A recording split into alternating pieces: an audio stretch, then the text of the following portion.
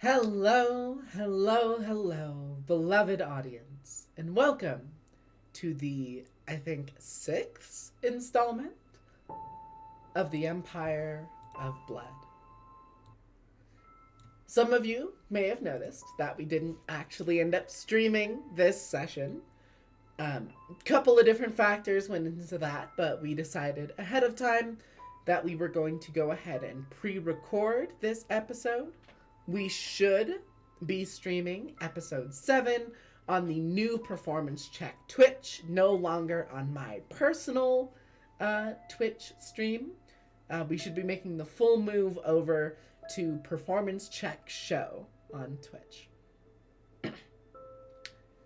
That being said,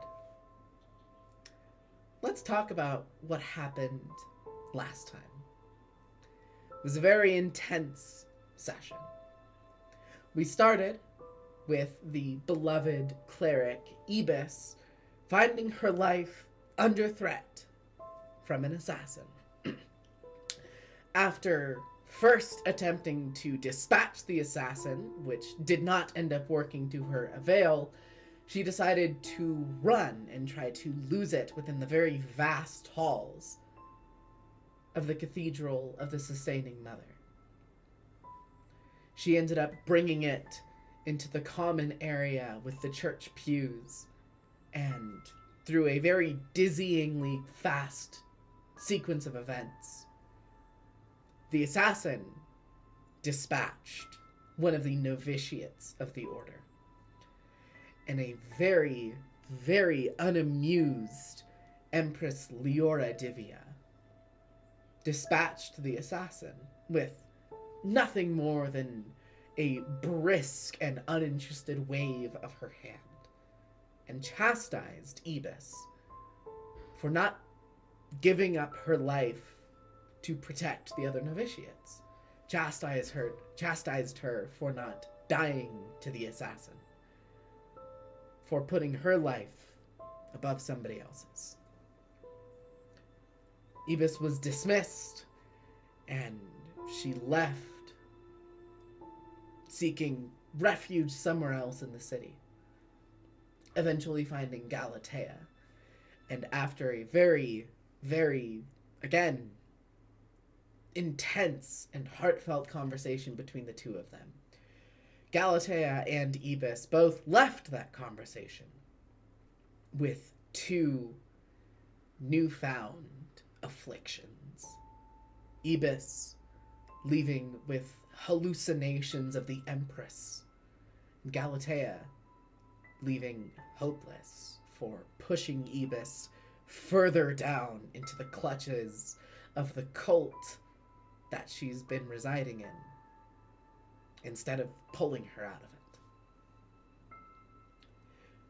We then moved on to Lysandra and Kipariso and Tara, all talking inside of Lysandra's house, and Kip desperately looking for assistance from her two compatriots. After enough time, Tara was left in the living room to watch over both of the dragons, and Lysandra and Kipariso, both secluded to Lysandra's personal chambers. It was there where Lysandra used the gift of prophecy to give Kipariso an edge in knowing what is to come. And a great many things were revealed. How it was that Eudorus incurred the wrath and ire of the Empress, which led to her hiring the Storo Kai to remove him from the city. We cut again to Eudorus in a cell having a tome that he should not possess. In her hands we saw a book dictating the rites of ascension, a way to steal godhood. And again, we see the leader of the Storo Kai and Kip's new adversary revealed. A silver dragonborn gentleman, clearly making a deal with a profound and otherworldly eldritch entity. The dragon, Chimerian, and the patron, the fate changer. After leaving these visions, Kipariso makes a very bold and poorly thought out declaration, saying, "Why don't we just kill the Empress?" And the obsidian orb in the common room was just barely able to pick up these treasonous words. And very, very promptly, a member of the Order of the Sustaining Mother, one of the Silent Sisters, in fact, a familiar face to this story, Decima, arrives at the door to fetch Kipariso.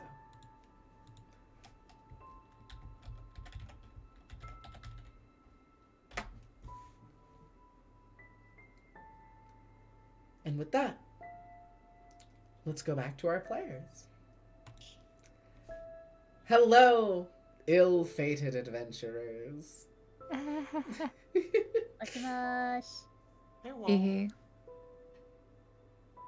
No longer So, heroes. Just Well, ill-fated. Mistakes were made. Mistakes were made, and punishments must be doled out. Whatever happens this session happens. Everything's fine. Tara, Kip, Lysandra. There's a knocking at the door, and Galatea, through the eyes of your found steed, you see, standing in front of Lysandra's house, Decima of the Order of the Silent Sisters, looking quite cross.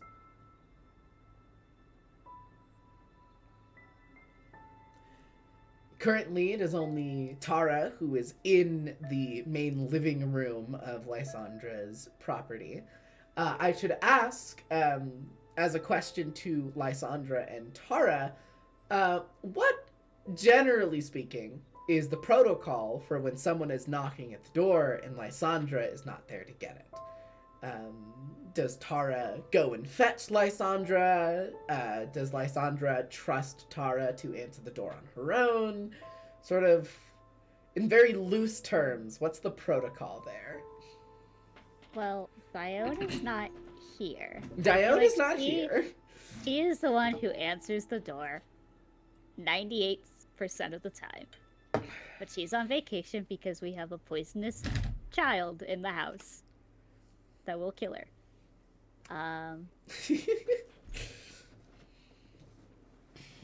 I guess, because I don't know if I would hear it from my proximity because I'm probably grilling out Kip right now. Fair enough. Yeah, Kip's having a full-on breakdown. So, Tara, you hear the knocking at the door. Tara would turn, go back, knock on, go back to the room where Lysandra is, knock and go, "Someone is knocking on the door. Do you want me to get it?"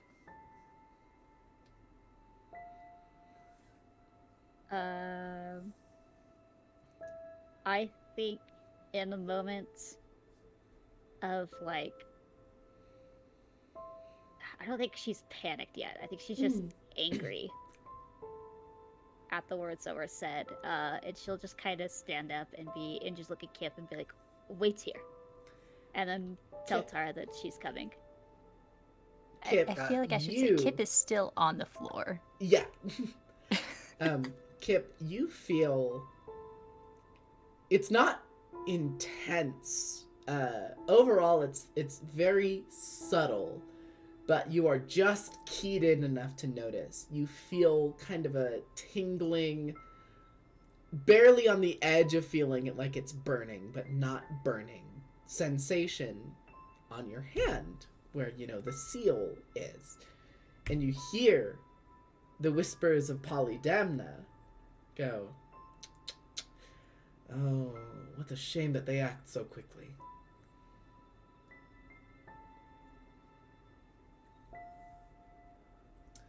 Well, Kip is still in the depths of whatever mental break is going on, so Sure. they're kind of like holding themselves on the floor, laughing kind of weirdly. Uh-huh. Uh-huh. Yeah. Lysandra, Mhm. you slither over to the front door. You open it, and you see Decima.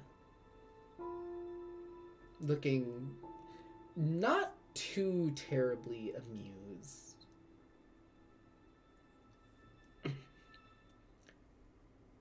She looks at you as the door cracks open. She is not wearing her blindfold, so she's probably blearily squinting at her through the bright light.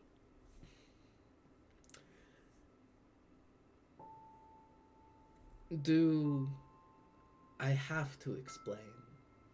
Or are you going to let me do my job quickly? Does she have a title? She's just a member of the Silent Sisterhood. So she doesn't have like Sister Decima or Oh, anything well, yeah, that. like Sister Decima. That would be her title. Absolutely. Yeah.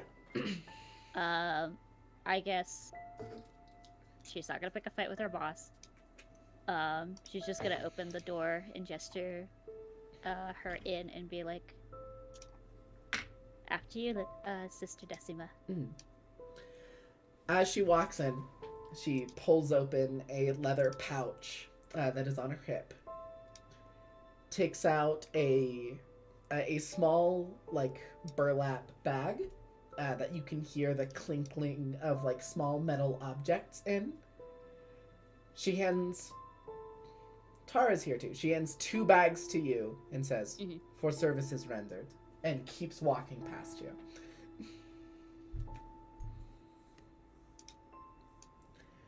Kip, you hear the footsteps descending ever closer down the hallway. I don't think it registers. Okay. Then you are caught entirely off guard when Decima steps in through the doorway, looks down at you harshly as you are buckled over on the floor, cry laughing. Yeah. In a very surreal and hard to watch fashion. Very much so. She looks down at you and immediately is going to let out a calm emotions. My question is, are you going to attempt to resist the spell?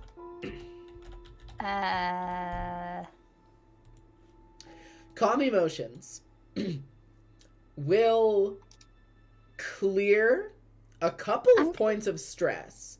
I'm gonna say yes, but okay. I'm gonna give myself disadvantage. Okay, you're gonna resist, but at disadvantage. I love it. Go for it. And it also removes the charmed or frightened condition, both of which I don't think you're under, but narratively you feel sort of a soothing wave of magical energy sort of cascade over you. What save do I make? Charisma saving throw. Charisma. Resisting, but with self-imposed disadvantage. The Tsundere's option. So that was a 22 and a 15, so that is a 15. A 15 does not save against an elder member of the Order of the Sustaining Mother. And so you heal 2 points of stress. Oh boy. And you feel yourself rapidly calm. And Decima kneels down and grabs you from under the chin and tilts your head up to look at you. Quite forcefully, you kind of feel like the muscles in your neck pull uncomfortably as she moves your head quickly. Mm-hmm. And in a very, very somber and disapproving tone, says, "Are we going to play games, or are you going to make this easy for everyone?" Kip is probably like gasping and like blinks a couple of times after coming down from this maniacal high. Yes. And probably just looks a little bit confused. And then the brain starts working. Mm-hmm. And they're absolutely horrified. And they just clam up completely. I need an answer.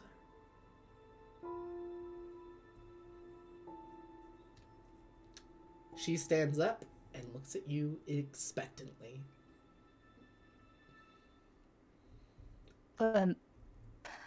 What was the question? Are we going to play games, or are you going to make this easy for all parties involved?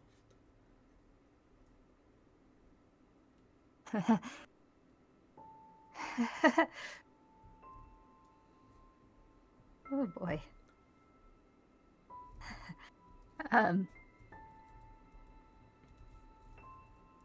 I assume you're here to arrest me, right? Attaboy. Mm-hmm. Yeah, that's fair. On the charge of proposing an act of high treason. I didn't mean to. I shouldn't have. And Kip just like Kipariso starts Kalsopoulos, muttering. Yeah. You are under arrest by the divine order of the mortal goddess Empress Leora Divya. You may choose to come easily, or you could improve my day and attempt to resist.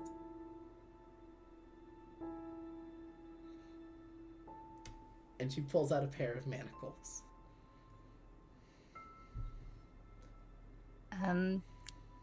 At this point, Kip is visibly shaking again. Mm-hmm. Still on the floor, looking up at this very imposing individual. And you just kind of gulp and go, "If I come quietly, will my family be left alone?" She looks at you, sort of smirks a little bit, and she says, "We won't have to get them involved." Okay. Then I'll come with you. Smart move. Boring move, but smart move. I might not be able to walk very well just right this second. She smiles, manacles your wrists, grabs your arms from like where the chain in between the manacles is, lifts your arms up, and like in a blinding flash of motion takes you over her shoulder. And she says, "That's okay. I'll escort you." And Lysandra and Tara, you see coming out of the room, Kipariso, manacled around the wrists, flung over the shoulder of Decima, who still looks cross. Uh-huh. And she takes another bag of coin, tosses it to you, and says, this payment would normally go to, and she points to Kip on her shoulder, and then says, but that might not be necessary.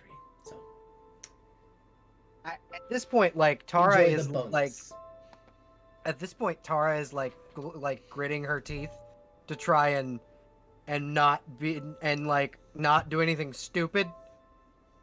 But she will say, "Kipariso, I will make sure this goes to your family."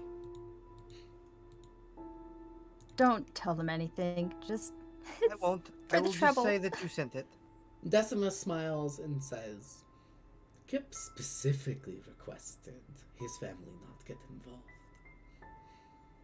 No, but I am friends with Kip's family, so I will not tell them what is happening. But I will tell them that Kip sends the money. I think in a very annoyed and clearly enjoying the power of the moment way. And you can see, like, the hunger for something more exciting to happen in Decima's eyes. She looks at you, factors in everything that's happened already, and breaks away from the path she was going straight out the door and intentionally turns and gets closer to Tara and As says, soon as she starts moving that way, Kip's gonna yell out from her shoulder. Just take it, okay? Don't make this harder than it has to be. Decima ignores you and looks at Tara and says, you know, a wilder, a savage living among the city. Protected, yes, by a decorated oracle, but in the same company as someone who proposed an act of high treason. And you're friends with that individual's family. I might have to look into the possibility that some collusion has been happening, wouldn't you say? Decima, let's not mince words here. You hate me and I hate you. Oh, But you know I was not in this. this is not an act of hatred. This is an act of love for my city and its people. Yes, Let's not and mince words. I have learned to love your city's people as well. Maybe not particularly the city, but its people. Tara, stop. It was on me. No one else had anything to do with it.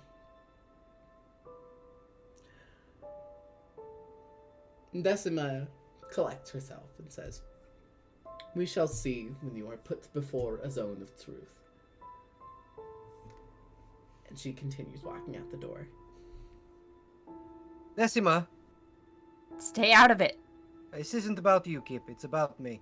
She turns Decima. and says, Savage, One day when I am high enough in rank in that arena to ask for it, I will ask your Empress for you in the arena.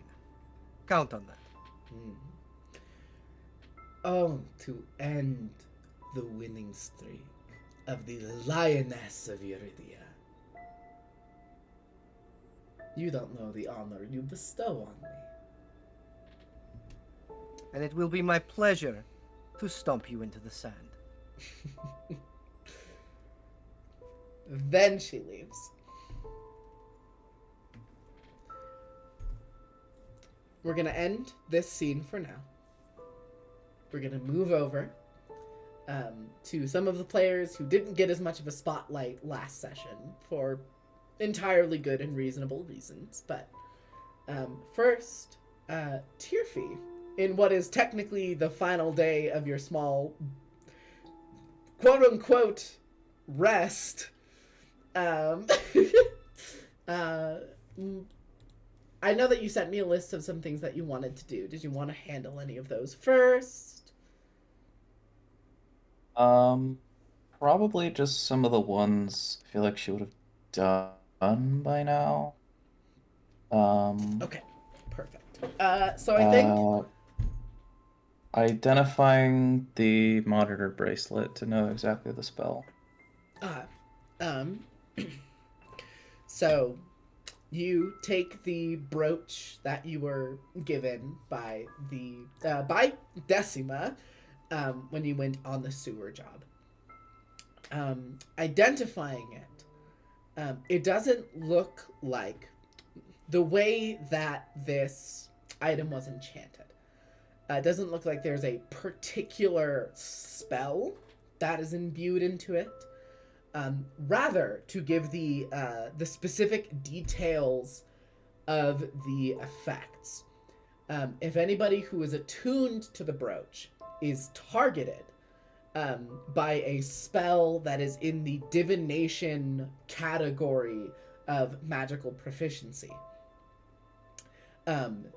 the wearer of the brooch is automatically treated as a willing target of the spell effect. All right. Oh, so it's literally a panopticon on your wrist. Yeah, yeah, Uh, exactly. you have to be actively monitored for anyone to see anything, but it works because you think you're being monitored all the time.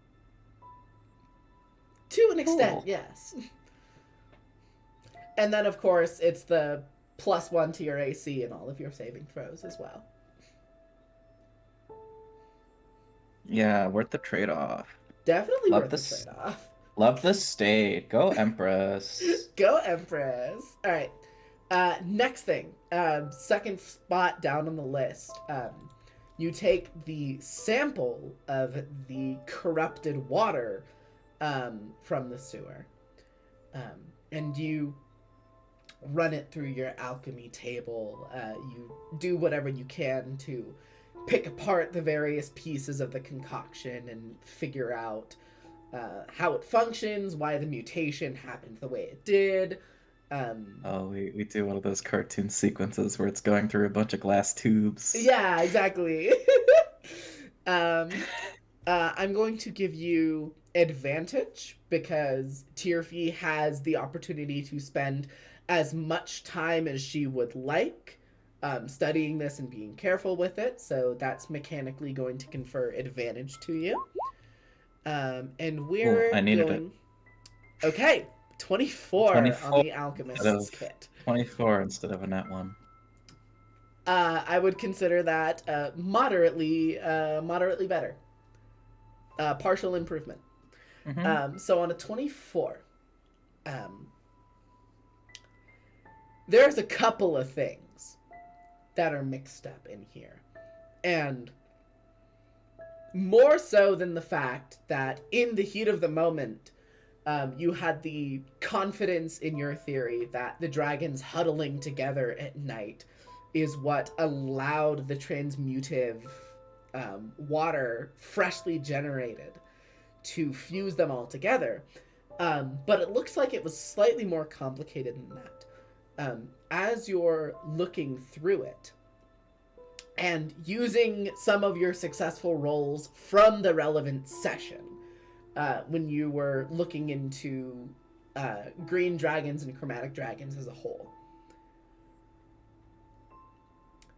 it is not uncommon for dragons in any clutch, but more so chromatic clutches, to not necessarily be territorial, but to have an instinctual desire to immediately begin training their ability to defend themselves. So you think a lot of play wrestling between the newborns of the clutch, except these are dragons with razor sharp talons and incredibly sharp teeth. And it is inevitable, despite the strength of a dragon's hide, and especially with the vulnerability of a newborn dragon's hide and the softness of their scales, it was inevitable that these dragons, in play fighting, drew blood on one another.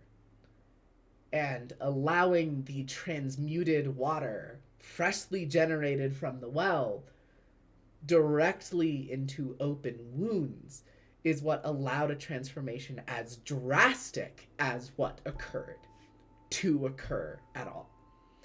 And there are still in this water traces of dragon blood that you think, given how this corrupted fluid was all throughout the sewer system, for there to still be a trace of dragon blood in the sample you collected means that to an extent, the runes that generate the water every day, to put it in a strange vernacular, copied the blueprint of the corrupted, dragon blood spilt, poisonous water. Which then leads you to the conclusion that theoretically, any substance that is introduced to the runes that generate the water supply can influence the exact chemical makeup of whatever is generated. And put fluoride in the water. Make the frogs gay. Huh. Well, that might be a civil engineering project if I had, another future in mind. But yeah. All right. That is an interesting process to note. And if I ever want to make bioweapons out of people's water supplies, I can think about that. Or, improve civil infrastructure. Turn Uridia's entire water supply into a cotton candy maker. Make a Gatorade aqueduct. A Gatorade aqueduct. Perfect. All right. Now, the third project. Third project is larger, and I don't think she's going to do that this evening presently, where she has had a day out, yelled at Ibis, and then sort of realized the futility of trying to blame that kid for everything that happened. Mm-hmm. So, we're making baklava. We're making baklava for Nice. Ibis. Yes. So partially, the larger amount of this batch will go to kids in the town as a pick-me-up after the fire. Fair. But a like baggie of this will go to Ibis as a small token of apology, probably to be delivered by not her. Okay. Just having a nice evening making baklava. No idea what the hell has happened with everyone else. So, again, at advantage. This time with the assistance of Tolessa as a sous chef, so to speak. Go ahead. This always feels silly. Go ahead and make me a check with your cook's utensils. Her name's not Sue, though. Her name's Tolessa. Okay. Why would she be a sous chef? Oh my gosh. I imagine because of the setting, this is more Greek-aligned baklava. Yes. 22. 22. Some damn good baklava.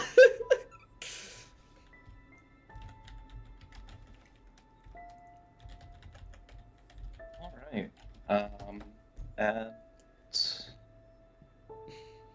think optional if we roleplay this out, but I think as a bit of genuine rest, they're going to make a date of bringing out these treats for the youngins and I love it. have a stroll for the evening. Yeah, you set aside a little bit of like a little baggie. Also, you just like wrap Baklava. baglava. I've You invented just like I've just like invented single-use plastics just for this. No. I'm just gonna say, for the sake of it, you like wrap the baklava in like some unused like cheesecloth or something. Sure.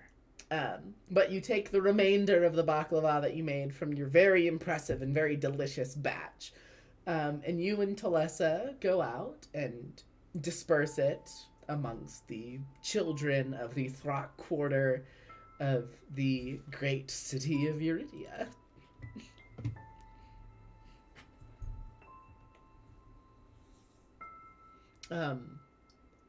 Tolessa, you can see just as the course of the night goes on, she is so delighted to be spending time with you in a situation that, as is more common to Tirfi's life, is not stressful, is not the day in, day out brewing of medicines for the sick and the infirm. Although that is important work. But a night of handing out treats to the kids after a tragedy and putting good, active good into the world that is recognized by the youngest and brightest members of it. Talessa is so clearly love-struck every time she takes a look in your general direction. Oh.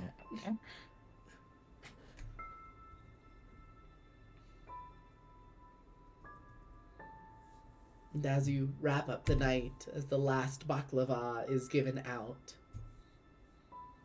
and as you two begin to walk back home, she interlaces her fingers in yours and says, "What a world it will be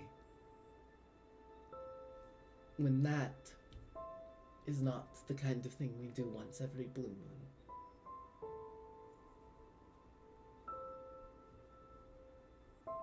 Until then, I am very thankful for your patience in our marriage/business partnership. I would say I have you as wife first, business partner secondary.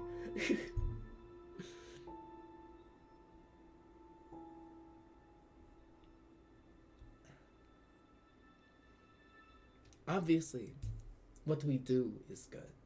The work that we put out for the other members of the Throg, and the things we do for the communities in Eurydia that are down on their luck. While that is all good work, there is hardly a thing as immediately gratifying as looking at a kid who still has soot stains on their clothes, smiling brightly.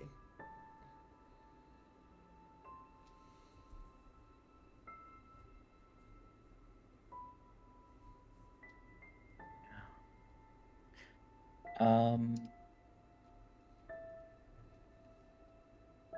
maybe on maybe once they've run out of treats and are on their way back.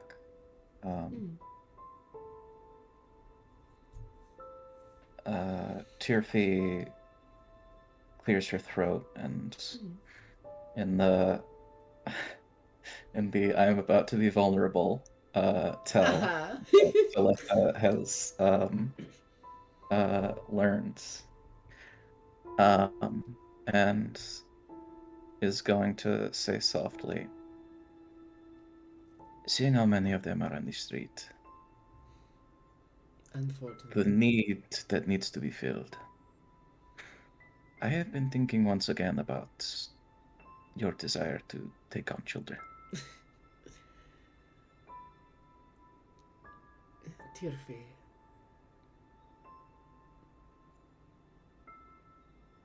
I am happy that you bring it up. I think. And you see, in this moment, she has to really let her emotions not dominate her viewpoint on this. And as she takes a little bit of time between sentences to compile her thoughts, she says, "It is a long standing dream of mine. And I do very much still want it. I think once we're in better times, I mean, don't get me wrong, if I were to suddenly find myself taking care of a child, I would be overjoyed. I would be delighted. But, I mean, we spend almost every waking minute in your shop doing work that is good and necessary and important. I don't think we have the time.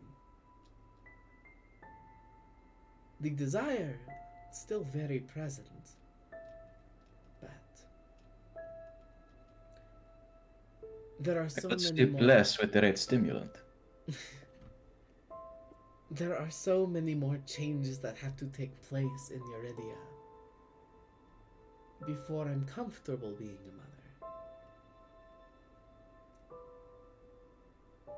And then she steps forward and very tenderly puts a hand on your cheek and says, or before I think you can be a mother. Because even if I don't have to work, even if I can put the pottery business aside, or I can justify putting half as many projects into the kiln every day, your work is still so important.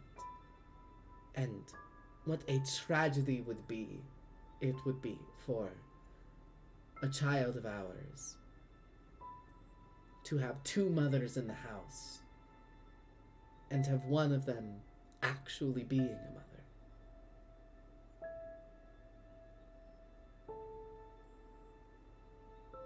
Yeah. Tirfi nods in a yeah, you're right, as usual kind of way. And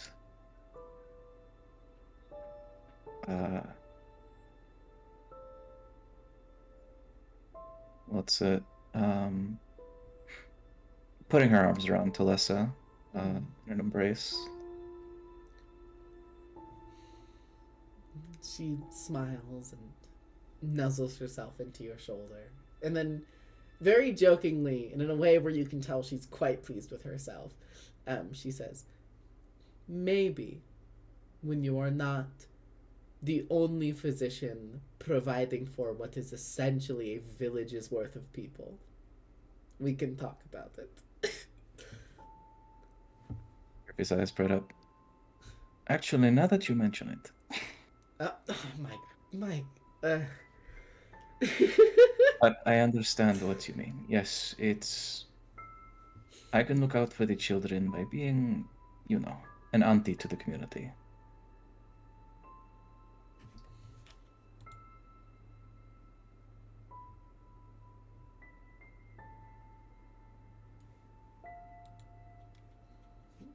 She smiles. I know what you mean, Tirfi, but for a child that is ours, and only ours, Maybe when you're not the only doctor.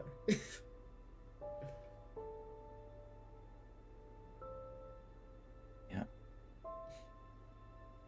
She almost lets the point rest, like, but I am working on that though. I have no doubts that you are. We're gonna continue our walk and kind of in like as like little sort of talking about it as if it's an independent community project and not a part of La Resistance. Mm, Um, her plans for a school for medics, mm, for the what's it for the members of the box, and like that's a kind of thing that could at least partially be above ground because whether they are directly Vox affiliated or not, it is good to have a first aid capable population that is just not part of the armed wing, but is sympathetic to it, mm. to give helping hands.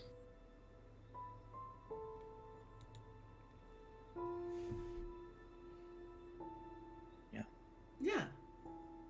And I do think we both agree that is a long project to undertake. Yeah. No, let But me do it that, in an afternoon. Overall high. but that is a project you can start. Hmm. Um, also, quick question that has a little bit of relevance.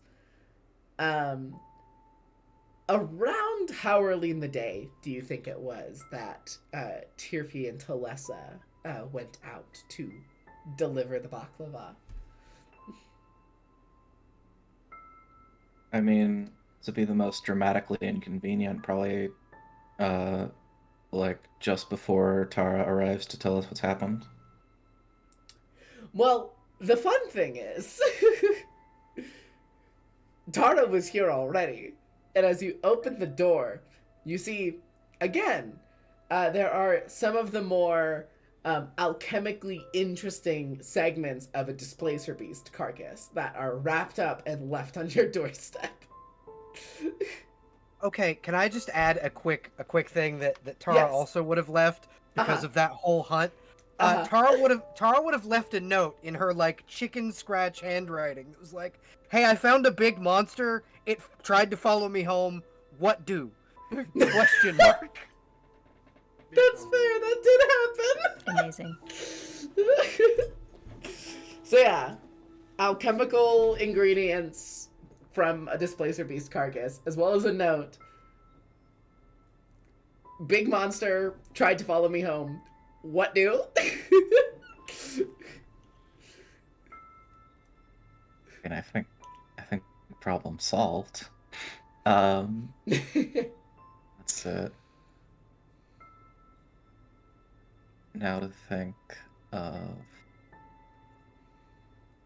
think of how I use these.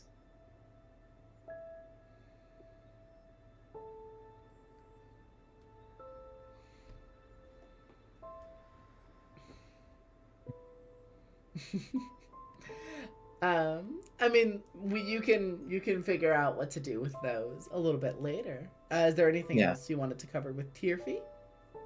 No, Okay. I think she spends her evening in. Um, what's it? Not working on any more projects, is spending time with Alyssa. Okay. Galatea, you saw through the eyes of your bound steed the door get opened, Decima get led inside, and after a couple of minutes, Decima walk out with Kip, who is manacled by the wrists and flung over Tolessa's shoulder.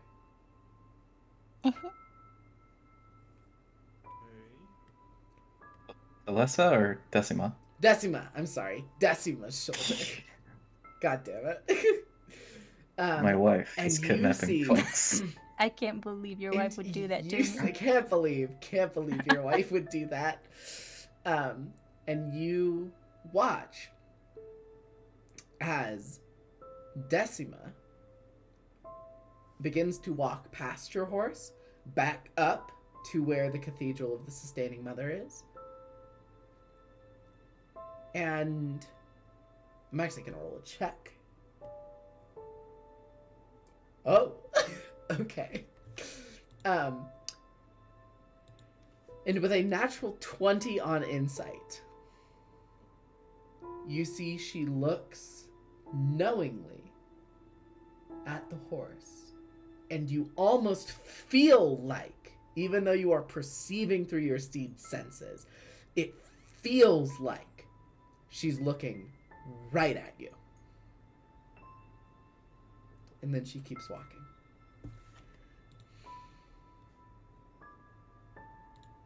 Don't be suspicious. Okay. And you're still at the house of your artificer friend and Egel. Yeah.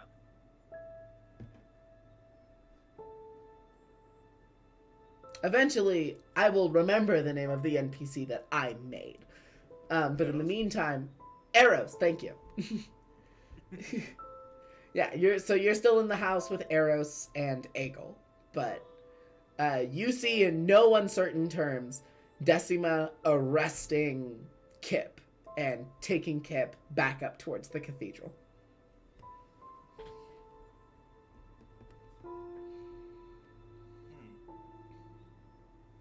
I mean, there's not much I can do. That's You're fair. a little bit quiet. I can't really hear you. Oh, let me can turn you you hear up. me better? Yeah.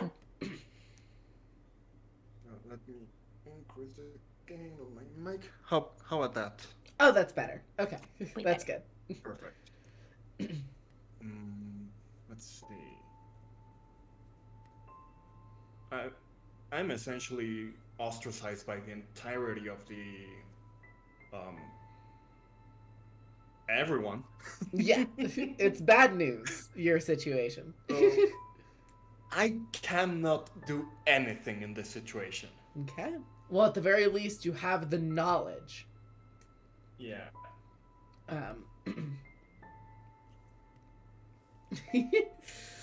I will, however, telepathically, and let me tell you the language through DMs, Okay.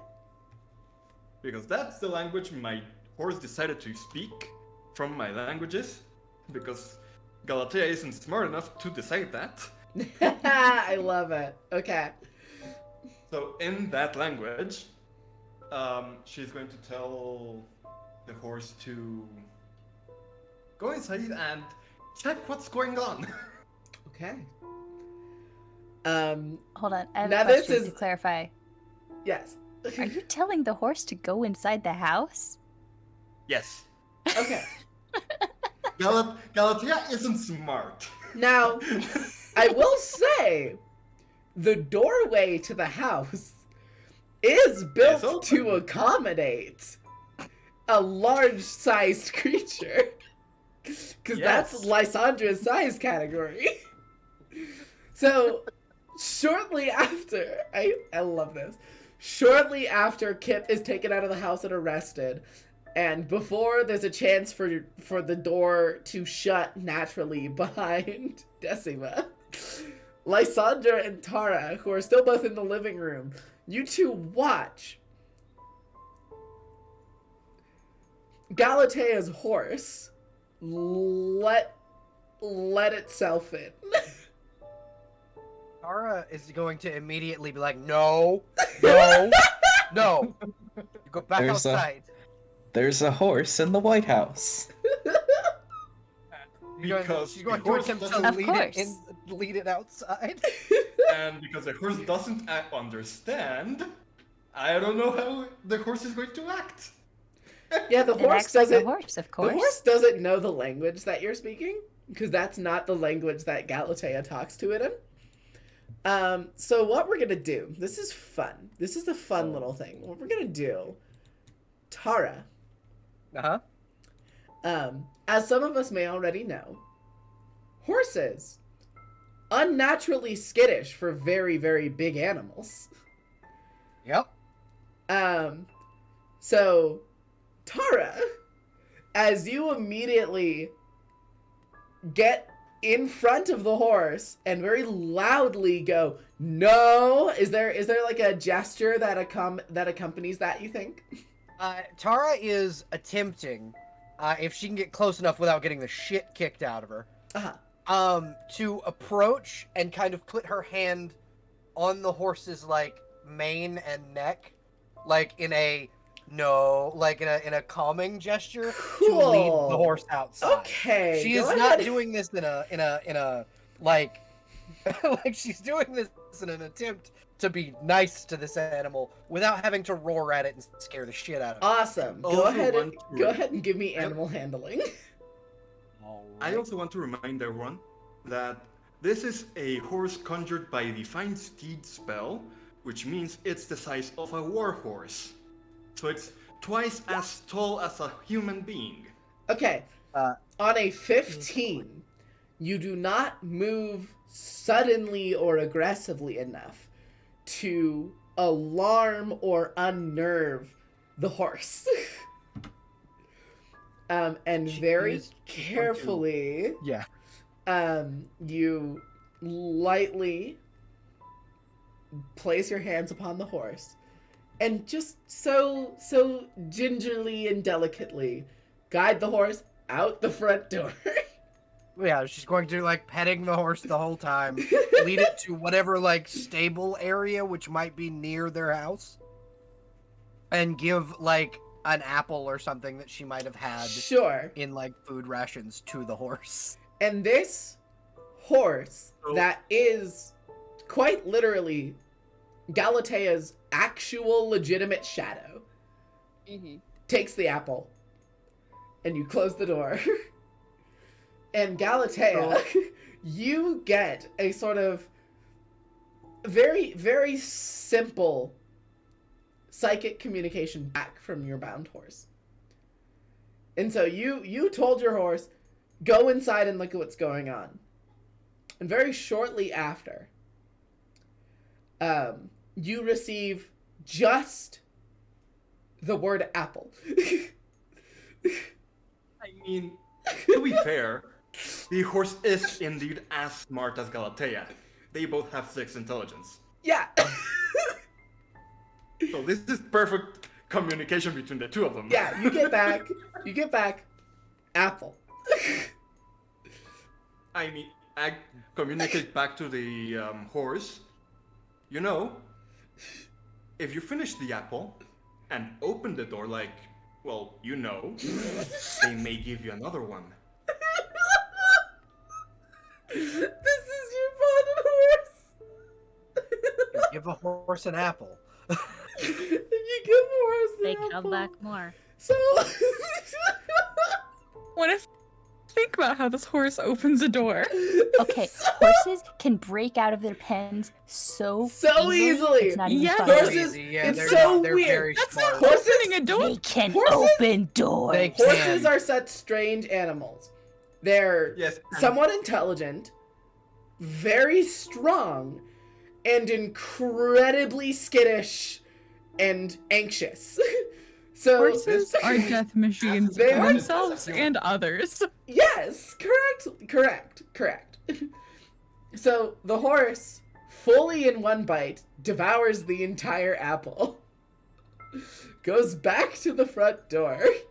I need to know, Tara, did you lock the door when you closed it? No, typically Tara doesn't lock the door because people kind of know. Incredible. Or at least I would assume people know she lives here and that Okay. she will eviscerate them if So- they break in. So, Galatea, roll me a d20 and subtract 2 from the result. This is like my worst fear in real life, a horse breaking into my house. Luckily, Lysandra is the same height as the horse. So they're on even playing ground. 9. Eat the horse. I could. Tara, you hear and see the door moving and jostling. Tara will turn around, ready herself to just let out a bellowing roar, and slowly open the door. Okay, you open the door and you see. You notice as you're pulling the door to open it, the door suddenly feels a lot heavier than it used to. And you open it and you see on like the handle of the door a horse mouth clamped over it, looking up at you as you open the door. Before anything else happens, Galatea is now saying, abort mission, go, run.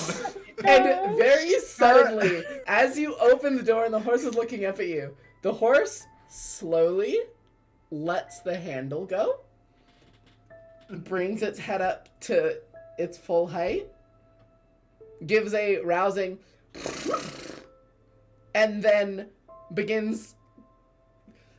If it's a boarding mission, the horse just begins clopping back to Eros's house. So you see the Tara horse is going let to go attempt of to the... mount it. Okay. Tara is going to attempt to mount this horse and go wherever the fuck it is Okay, going. so I'm gonna need 2 skill checks from you. The first one I'm gonna need is an athletics check. Alright. I feel like Lysandra is 14. just like peering outside the door going, what the fuck? And then I need an animal handling check at disadvantage. Alright. Animal handling. Disadvantage. Okay. 5. As the horse is turning around, The as the horse is turning around to go back to Galatea, you quickly and suddenly hop onto the horse, and the horse, now with the full weight of a... I don't know how heavy Tara is, but a what? Like almost 6'11". 7 foot tall, completely muscle bound half-elf barbarian hops on the back of the horse, and you see the horse fucking panics and immediately starts taking off in wild directions. It is trying to buck you off of it. Okay, can I roll again to try and stay on the horse? Sure, we're gonna make this a contested roll. Give me another athletics check. Uh-huh. That's You know, an I 11. just got arrested. I know. I hardly think that this is the time to be horsing around. Suddenly, a primordial phrase occurs from the depths of your mind. You have no idea where it came from. You say, yee, haw. Oh my god. You've done this, Celeste. Look at the warfare stats. Okay, it has a +4 to strength, but it does not have proficiency. Okay. Okay. Tara, you are just as quickly as you got on the horse, you are swiftly dismounting and taking a dash, moving at a full 120 feet. This warhorse just peels off into the noble district. Okay. It is out of my reach. Never mind. Oh, great. There's a horse loose in the noble There's district. a horse loose in the think- noble district. The horse is out of sight. It would behoove you to get control of that horse. I'm going to murder you all. I Too much Yeah, horse in good this Good episode. luck in jail, nerd. It's all part of Fuck Tara's you. daring plan to distract everyone and break Kip out of jail. I You just want gotta to wait for say it. Oh, I God. want to say for the record, I love this game. Tara's jailbreak plan: Yeah. release a warhorse in the jail. Step Release 2: horse. question Get mark. the horse Unattended. arrested. Free Perfect. Kip. Release And- horse. and- Profit. An unattended warhorse made of pure shadow breaks loose and is running around frantic and scared in the middle of the nobles district. So as soon as the horse is out of sight from Tara, Alessandra, and everyone else, I will dismiss it. Okay. So, Like, Tara, you watch as the horse bucks you off and you are landing prone on your ass in the middle of the cobblestones. You watch the horse peel off before it suddenly... You watch its entire body just evaporate, and the shadow stuff that remains zip through the city. Mhm, Follow mhm. the shadow is the question.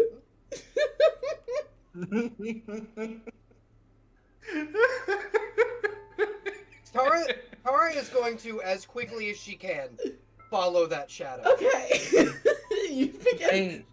You begin running after the shadow. I think I missed why we're chasing the horse. Yeah, have we suddenly transferred into the Looney Tunes universe? Like, I'm all- It's been the I'm- first time. I'm all for the Benny Hill theme 10 hours loop, Oh, but absolutely.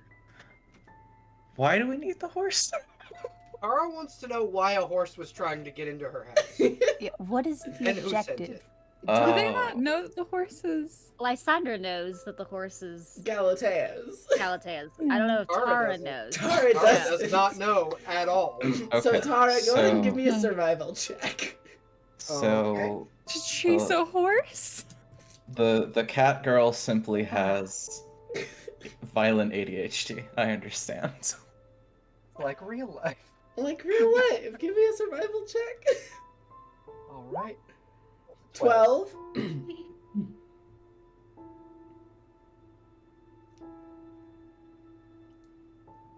You are running through the streets. After this, once a horse, now disembodied shadow that is zipping throughout the noble district. You give chase, are able to keep pace, and you see, like, as it's getting to the point where even you are beginning to feel your, like, the stress on your lungs. You watch as it's going down the road. It makes a sudden and jarring 90-degree right turn and goes under the door frame of a house. Tara is going to stop in front of the door of the house, and then look at it. Think for just a moment about shouldering this door down, and then knock. Okay. Galatea, you hear knocking at the door. Aggressive knocking. As at your the door. you feel your shadow return to you, you hear an aggressive knocking, and Eros peeks his head out of his workshop and is like, "What is going on?" I got it. I got it. Galatea. Tara, you Galatea watch as opens the door. Galatea opens the door. Hello, Tara. Hello, Galatea. I just follow the shadow all the way from my home to this door. Do you want to explain this to me before I rip your arms off? Yeah. The horse was going in there to see what happened. Very And into it diplomacy. belongs to you? I pull out the horse from my shadow. Okay, you watch as Galatea's like reaches down and you see her shadow peel up off of the like floorboards to meet her hand, and as she pulls more, the same shadowy ebony furred horse that you saw before is manifested into the space. Oh, great. I am not the only weird one. Thank the gods. The horse looks at you and cocks its head and is just looking at you uncomfortably. She's gonna offer it another apple. Fuck it. The Yeah, horse told you you'd get another apple. the horse grabs the apple gingerly with its teeth and folds back and gleefully devours the entire apple. It looks much happier about its entire situation. So, what? Why exactly did you try and send a horse into my home, Galatea? To see what happened. Keep got arrested. Yes, I know. Okay, that is what happened. I do not know if it I is just my tale wanted to tell. I just wanted to see if anything else happened inside. My suggestion is you follow me. You can go up back towards my home. I am going to go see Tirfi for a little while, because I have a few questions for her. But I would suggest asking Lysandra, because one moment I was in the kitchen making food, the next moment our little glass orb she uses to talk to that bitch Decima cracks, and then she's at my doorstep, and I want to rip her arms off. Today is not a great day, Galatea. It's not a great day. And I kind of want to strangle someone. I will not make that person you. Galatea stays silent for a moment, and then, with complete seriousness in her eyes, not even joking, do you want a hug? Without another word, Tara will scoop Galatea up into like a back-cracking hug and then set her down and go, I love hugs. Galatea, Same. to your right, further down the hall, and Tara, to your left, down the hall. Both of you see a very pale, frail-bodied woman step out into the hallway very curiously.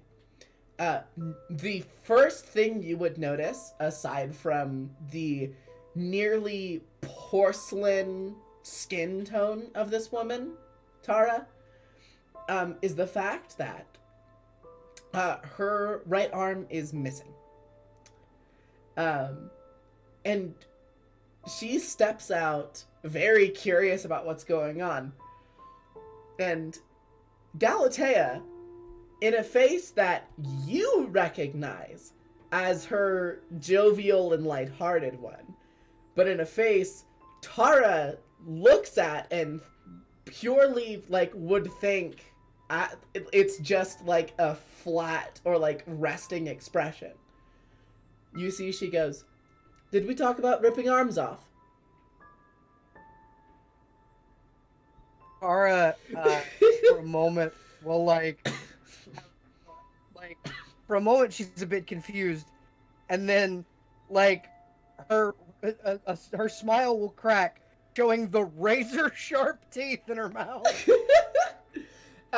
You see the woman who you do not recognize smiles back, and both of her incisors are pointed, slightly elongated, twinned fangs.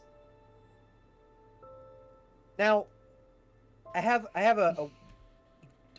this is Belle asking the DM a question. Yeah. In a lot of Theranthrope lore, in other settings, vampires and Theranthropes are very closely intertwined. Is that the case in your setting? It's more regional, but I'll say there is this weird sense of supernatural kinship that you get from this girl. She will give just a bright smile and go, "You have a wonderful smile." Now, Tara would not have a keen enough eye from knowing this person to really pinpoint this change. But Galatea, you see an ever so slightly tone shift in her cheekbones as a very faint blush goes over Egel's face. And Egel turns to you, Galatea, and says, "And who is your friend?" Am I still being hugged?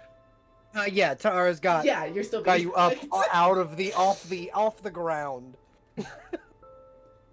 Okay, so with trouble speaking, this is Tara.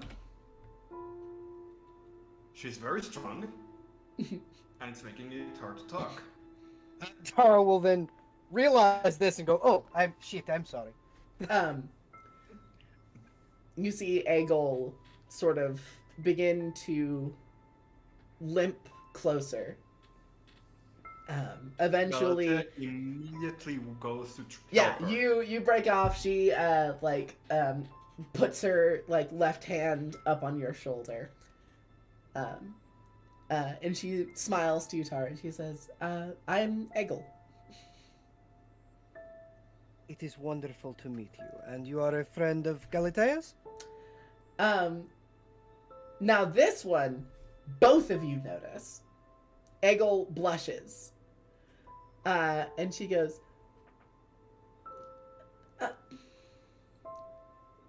"Slightly more than friends, I would think."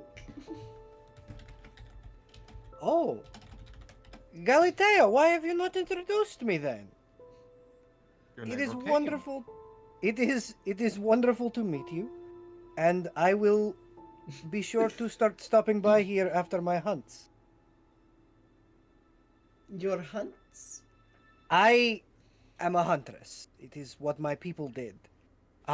We were in the wild. My people were known as shifters. We are a clan who loved the land and loved the animals around us. So To a very, kinship. very knowingly, Egel goes, "Ah, uh, a diluted lineage of Therianthrope." Yes, I am a lioness. She smiles and says, "As I'm sure you might have noticed, I am a Dhampir." I in fact did. I I normally when I skin my hunts, I will drain them first. I will bring you, should you wish, the blood. um, very, she'll look and she'll say, I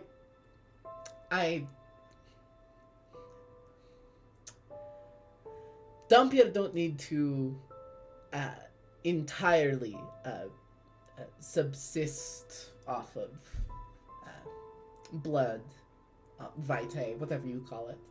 Um, I'm I'm perfectly fine with regular food." I I have very I was not No, very old when you're my parents you're were okay. killed, so I was not quite educated in our we you my mother used to call your people our kin, but uh, uh, kin I was in a very young. sense.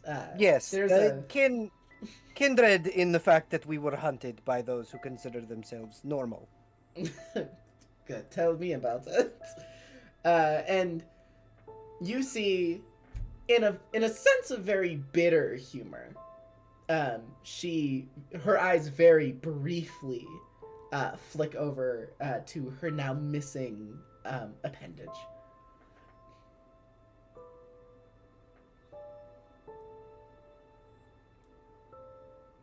I I can imagine that was hard. Uh, Truly, the hardest thing has been the recovery aspect. I imagine. Um, uh, that is something, if I'm to be a blunt speaker, something I'm not entirely enthusiastic about talking about in any further detail. That is understandable. Do you have a favorite food? Would I know it? Yes, Galatea, you would know it. More than anything else, Egel's favorite dish is gyro. Okay, and what's her least favorite? Oh, least favorite. I don't entirely know. I know her most favorite is gyro for sure. Galatea enthusiastically tells Tara that Egel absolutely loves gyros. Have you ever had one made of Displacer Beast? She looks quizzical and goes,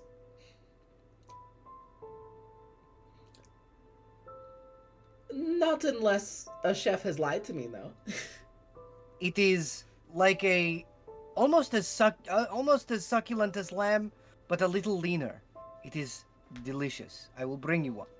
Also very hard to stab with a fork. It's always more to the left than you think. She I- smiles.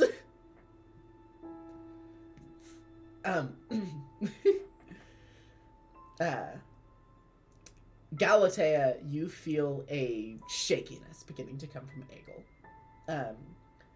And she goes, I would love to talk more and get to know you, but I can't exactly stand for prolonged periods as of yet." She's Of talking, course. Galatea just immediately Princess carries Egel. Okay, you just swoop her by the legs and you begin taking her back down the hall. Yes. It was wonderful meeting you. Galatea, I am off to Tirfi's. Should you need to know what happened, talk to Lysandra. Okay. And the horse goes towards Lysandra's house. Okay. Not the horse! You! What? Teammate, Oh. Yes! I will go later! I need to make sure Egel is fine! Fine. Okay. I swear if there is a horse in my house when I return, I'm breaking your knees. What about a shadow?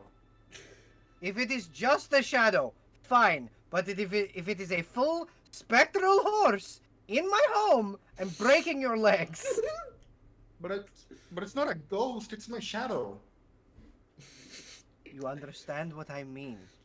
All right. Arguing semantics. The antics are fun. I'm gonna move on. Yeah. we're gonna cut. We're gonna move. We're gonna change to a different slide. Oh no, I want to hear more about this horse happenings. The fact I want to hear more about the horses. the fact that all of this Tell me about the ghost happened- horse. The fact that all of this happened because Lottie, fully as a player, went to me, the DM, and was like, "Hey, I would like my horse to go inside the house." What a I sequence of events. I haven't imagined Kirfi operating a spinner to shave meat from a displacer base in order to make kebab and heroes, but okay. Cool. On a tangential note, Greek gyro is so good. Yeah. So good. It's so Yeah, maybe I'll make good. that Y'all are my making last me meal in hungry this prison. session. Yeah, this is a very this is an unintentionally very hunger-inducing session. Sorry, Kip. It's fine. We're Don't gonna worry move about on. Yeah. me. We're gonna move over to the last person.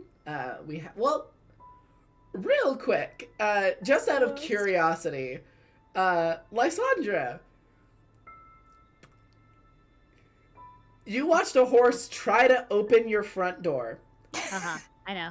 and Tara chased it out the front door, Yep, and she just fully left.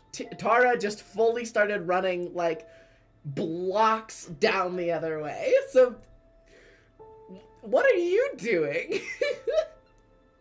Honestly, I think not because like go on to the next scene. I got nothing better to do. I honestly think that Lysandra's gonna take a nap because I love it. this is She is not stressed to point, but she's like, before I get even more stressed by things happening, I'm gonna sleep it off. Sure, of course. So Tara, you don't do anything with the horse? There's no horse. It's not here. do It's you gone. lock? So Tara, you lock the front door, and go to take a nap. Yes, Lysandra probably locks the door. Perfect. You lock the door, and you have Typhon and Delphi. Typhon Yeah. and Delphi sort of cuddle up with you as you take a mid-afternoon, very well-deserved nap after dealing with your patron. Yeah. Okay. Ibis. Hold on. Oh. I love these reactions to Kip getting arrested. Chase a horse and take a nap. Chase a horse. Take a nap. Lysandra doesn't like you. 2, Almost. I guess I am that's not- fair. I'm not going against my boss and going, hey, I think you should reconsider what you just did. Oh no, I was fully not expecting that or anything like that, but taking a nap was a surprise. I'm trying to think in the mental headspace of getting a migraine, being told I'm gonna kill the Empress, watching the strongest woman alive get absolutely decimated by a horse, and then chase it through the bright, bright city that she could barely see through squinted eyes. She's gonna be like, I think I had a fever dream today. I think I'm gonna go take a nap. Well, wait 1 sec. It was Kip that got decimated. Okay. Okay, I think Incredible I need to take a joke. nap. Claire is I shit you not, always on the lookout for an opportunity to throw a pun out there. Commit to the bit. Fuck you. Commit to the bit. It's Ibis. wonderful, This is fine. though. I was gonna say, I think if anything, like Lysandra would just tell Typhon to keep a watch Okay, on whatever's going on. So if something comes to the house, just wake her up. you got it. He's in charge now. The adult's going to sleep. We cut over to Ibis. You Oh yeah, we are- ready to get sad?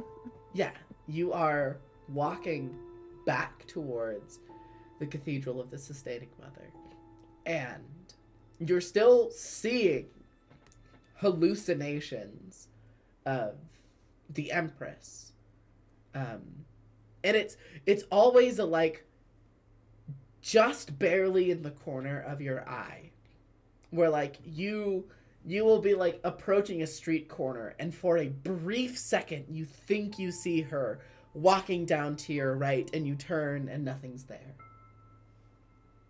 And every once in a while you feel pressure on the small of your back, as if someone is behind you and walking you up to where you're going. Mm-hmm. And as you're heading back to the cathedral, you see, having not gotten Kip yet, a very, very cross and bitterly upset looking Decima, who is walking with great purpose in her step. Is she coming towards Ibis or is she She's going? coming the same direction that you are going, but she does not seem to be looking. She does not seem to have the intention of speaking to you. She is going down where you came up. I think Ibis fully, like, puts her head down and looks away from Decima. Not being able to, like, look at a silent sister. Okay. Decima says nothing to you as she passes.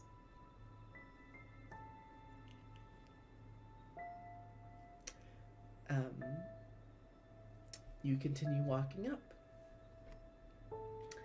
Eventually, oh, go ahead. Does the hallucination seem like it's leading her anywhere, or is it just To the cathedral. Okay. And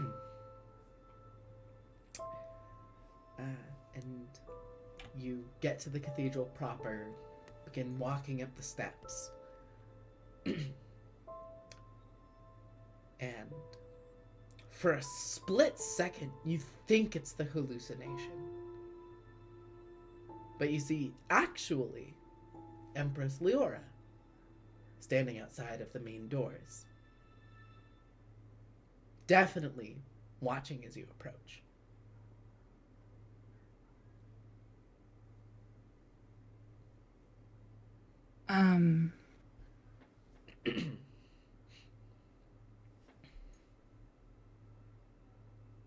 I think Ibis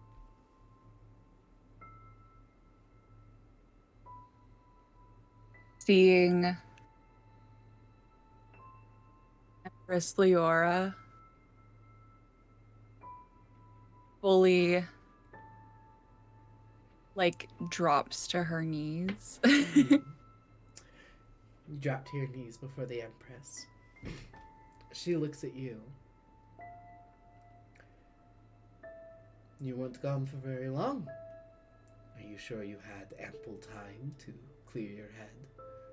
Think about what you've done.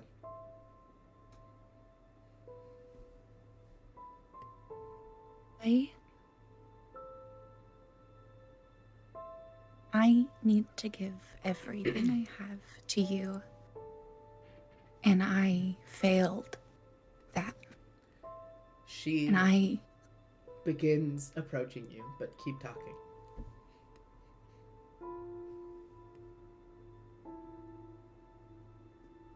I will do better. I just want to be better for you. You feel a very warm set of fingertips press against the underside of your chin and slowly tilt your head up. And Empress Leora is kneeling, is dirtying her robes on the common ground.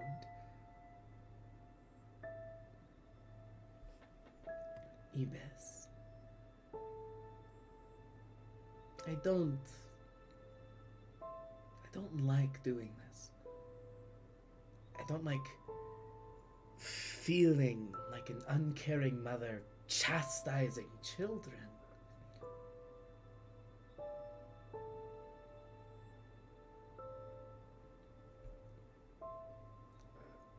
I'm sorry.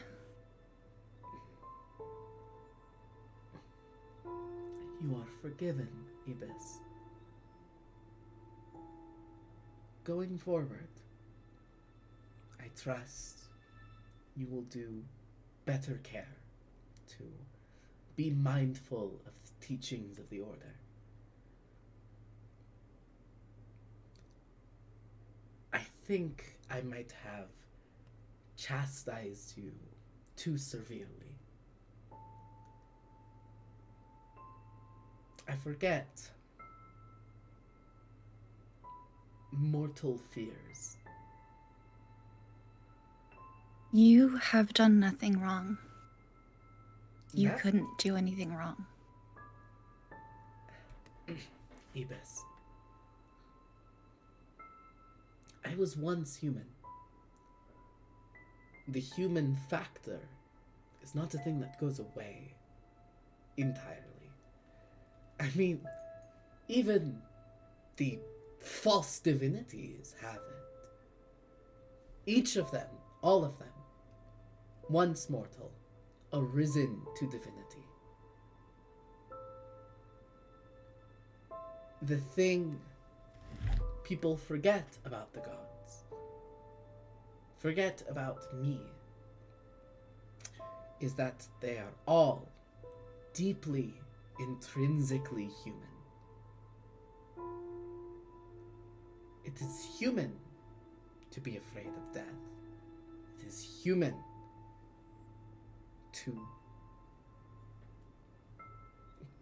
to commit errors.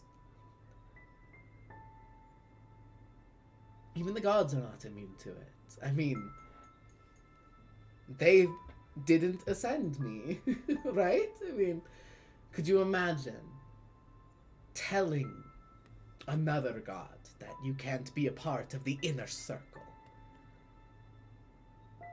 It's human. It's jealousy. It's fear.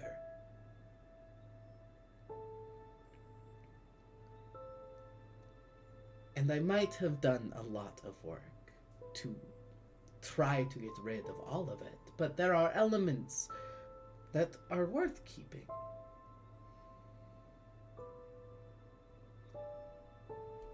You were afraid of death. And you forgot in the moment that you had me to resurrect you if something went wrong. That you had the other members of the Order with diamonds aplenty at their disposal to bring you back if something went wrong.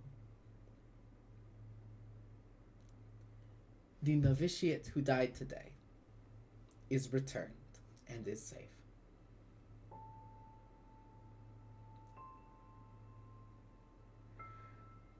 The assassin was a lesson in faith in your peers. It was a lesson in knowing that the other members of the Order would be there to back you up in case something went wrong.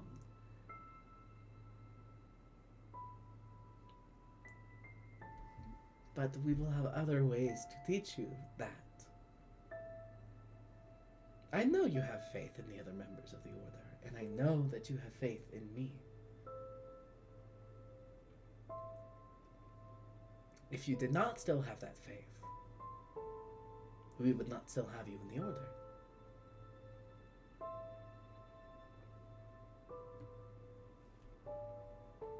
I'm not going to redo the exact same trial, but I do have an idea of a makeup test that I think you can handle. No. You think?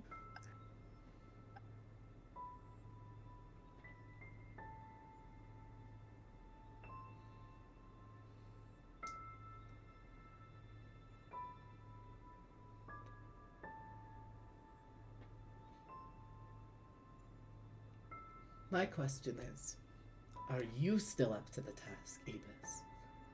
Are you ready to give up? Or are you ready to prove your devotion to the Order?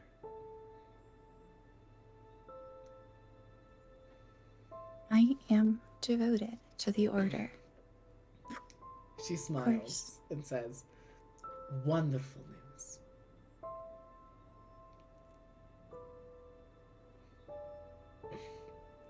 There is an enemy of Euridia who has just made themselves known. And I would like for you to deliver their punishment. Can you do Anything that? for you. I am glad. And remember, I am not yet a god. I mean, they call me the mortal goddess for a reason. I have not yet reached my ascension. And I remind you of this because I don't want you to be afraid of passing judgment.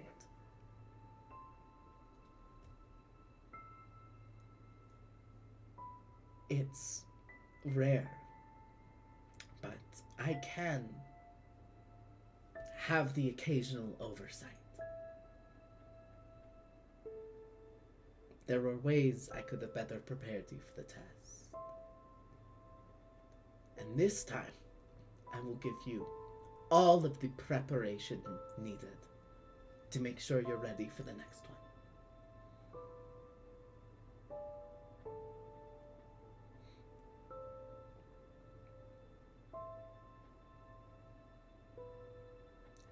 She smiles, and you feel her hand move from under your chin, wrap around your lower and upper back, and she pulls you close to her. And it's warm. It feels safe. Mm-hmm. It feels like home.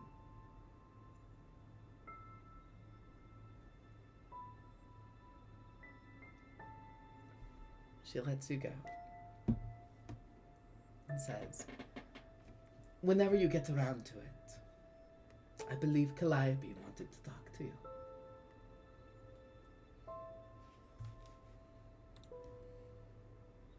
Thank you for giving me a second chance.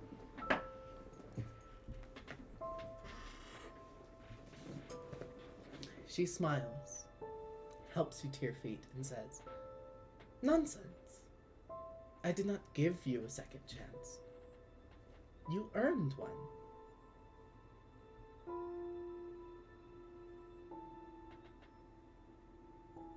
Now go back inside. He does. As you walk away, you feel her fingers linger on your shoulder for just a moment longer.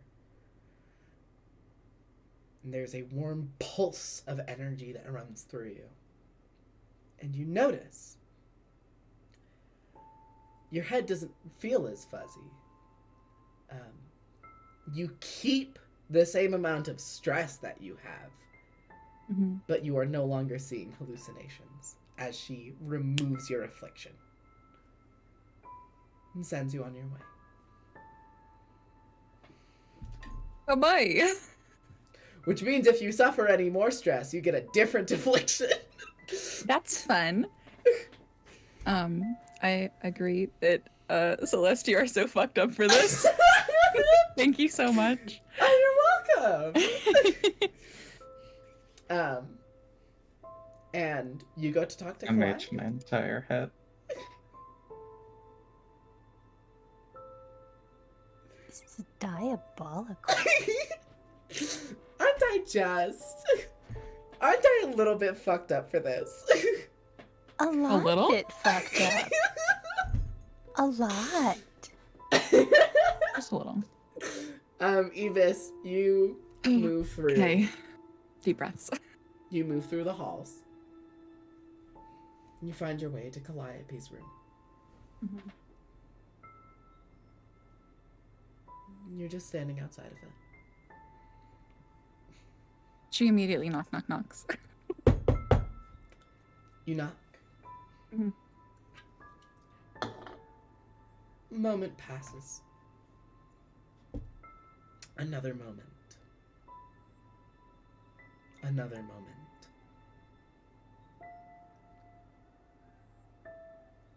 The door opens. And you see Calliope. There's a redness in her eyes that indicates that she has recently been crying. Mm.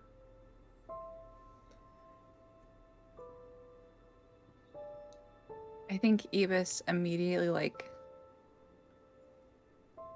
puts her hands on both sides of Calliope's face. You are immediately pulled into a hug. Okay. And you're just held for a bit, wordlessly. What happened?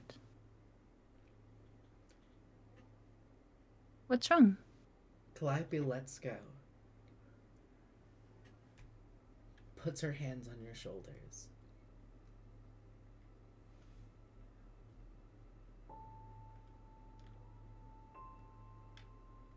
Doesn't say anything for a bit.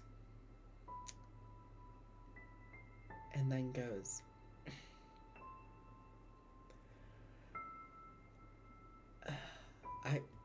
I was worried when the Empress came back into the Chamber of Sustainment. I had never seen her so disappointed, and I knew it was the day of your trial, but I couldn't tell you or give you warning, and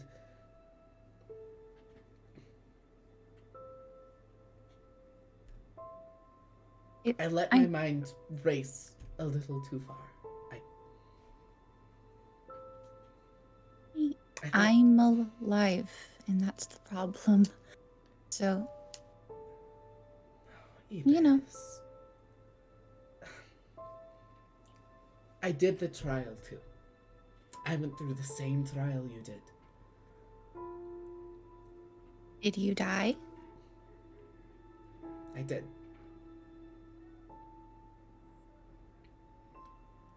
Sorry. Or congratulations? I don't know which is better. It's a hard thing to.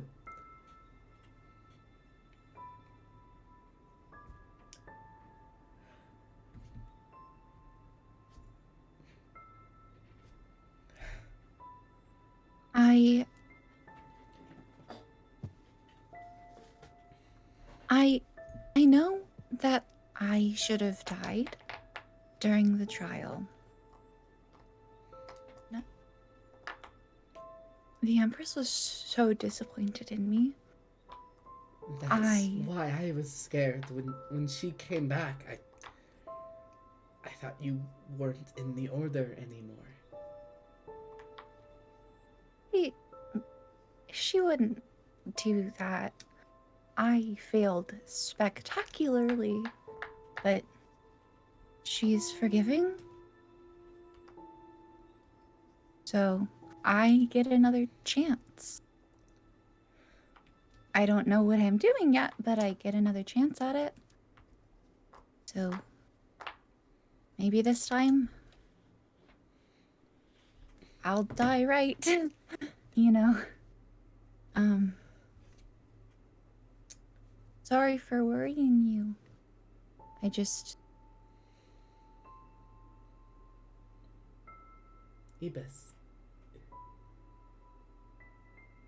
I think Ibis's hands are shaking and have not stopped shaking since, like... Calliope will grab them. And she'll sit you down on her bed. Ibis. Did the Empress tell you anything about the trial that you have yet to face? No. She did say one just thing. so... What'd she say? That she it wasn't going to be the same. She said That there was an enemy. There was and an I was enemy going to... of the Empire, and you were going to deliver punishment. Yes. She told me I'd be delivering punishment to someone who deserved it. Which... Ibis.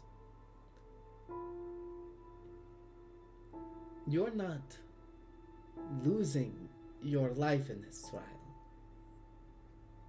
I'm taking a life, it seems. Or I'm delivering punishment. I don't know who the accused is or what the crime is, but it might very well be both. But I want to tell you something. I did not tell the other initiates. None of the other Silent Sisters know this. During your trial, the same trial, the assassin, I did die. But I did not die valiantly. I did not die bravely. I died trying to do the thing that you did successfully. I was running for help and it caught me before I could evade it.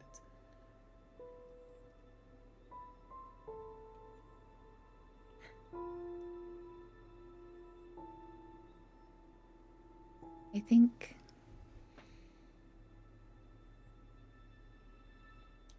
We did the same thing.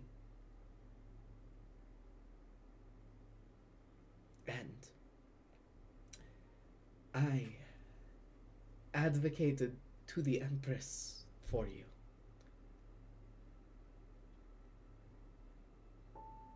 She wasn't going to let you back in the cathedral. Oh, I convinced her.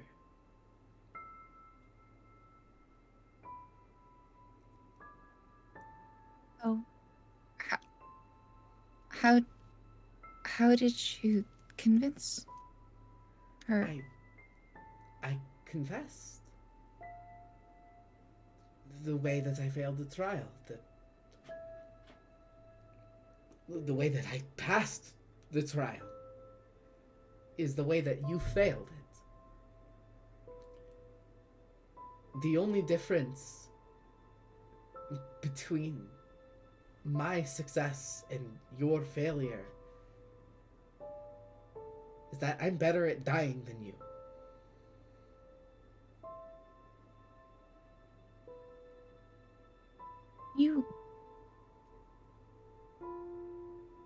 You shouldn't have put yourself in danger like that. What But if that's what the lesson was. And it was a very risky move, but I told the Empress that there's a better way to teach us to depend on each other. And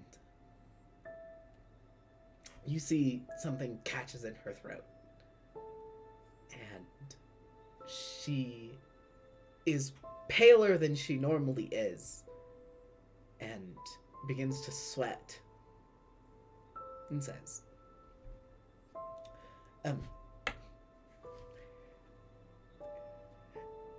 she When- wasn't receptive to the conversation at first, but she agreed that killing us maybe isn't the best way to deliver that lesson. So when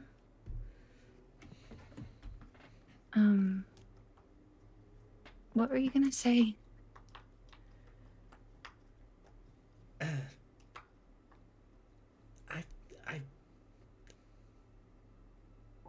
I don't think I want to say it right now. The point is, Will I be I when advocated for you to stay in the order.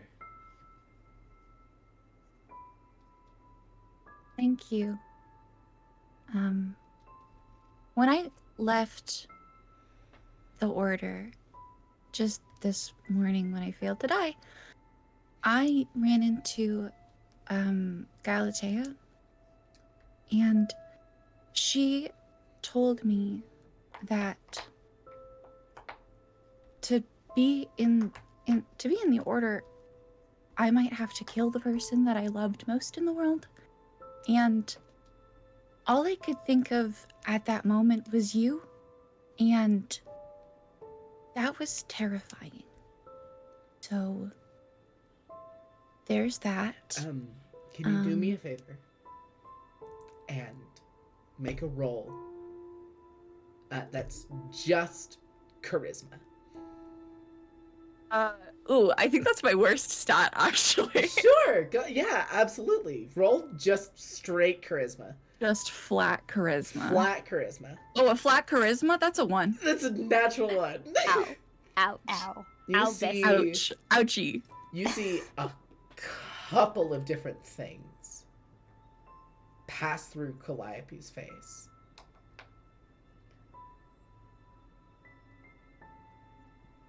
And she looks at Things you. better left unsaid.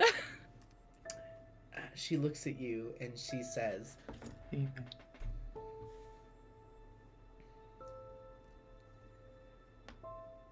"You would sincerely hear the words of a pariah?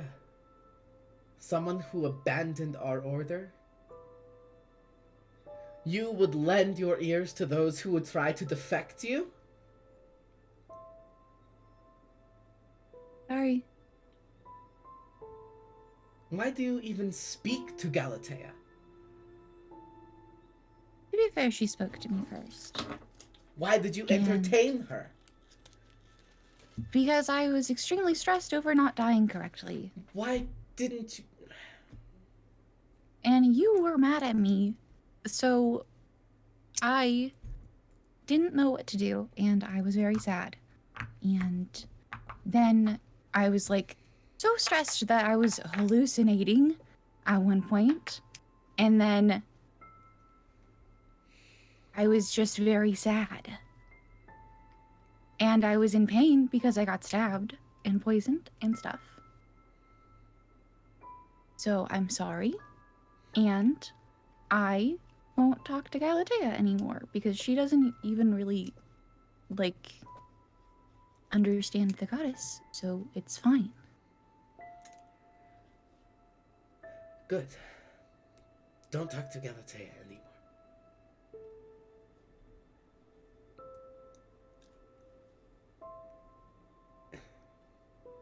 Okay. And I guess that I'm going to have to do something very bad. Or like, I don't know. I'm gonna have to kill somebody, which is like crazy. And I've never really like killed a person before, so I'm a little bit nervous. I'm sorry. You can't even consider them people.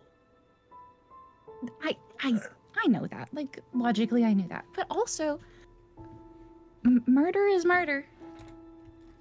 Well, I guess not really, because it's an enemy of the Empire and stuff. It's my second chance, so I don't, it's my second chance, and I'm not gonna let that slip by. So I'm excited and nervous. And I want you to be excited and nervous for me as well. I am. Sorry. I'm sorry. My mind is in a lot of places. I'm still processing what...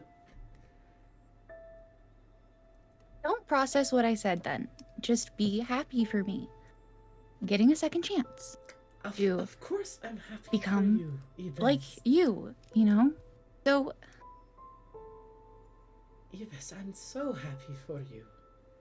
Well, you don't sound I'm happy. happy that you're here. Don't I let him. fought tooth and nail to have you here. Well... Thank you. I appreciate it. And... I won't fail this time. Not hopefully. I won't fail this time. It's fine.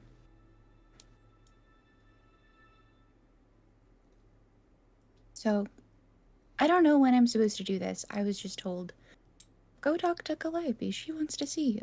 Well, I always want And to now see I'm here. you. And you don't want to see me. And it's fine. No, She squeezes your hands tightly. I always want to see you.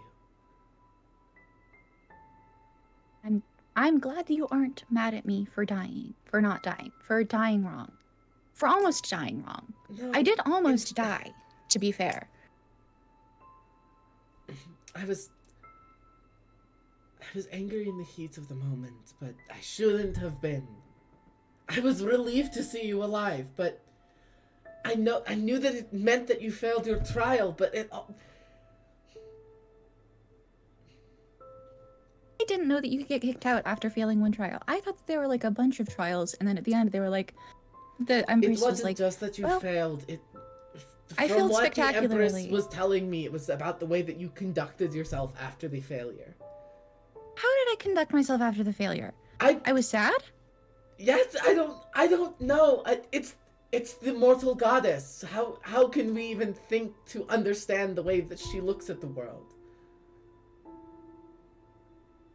You're right. She gave me a hug, which was nice. I'm glad.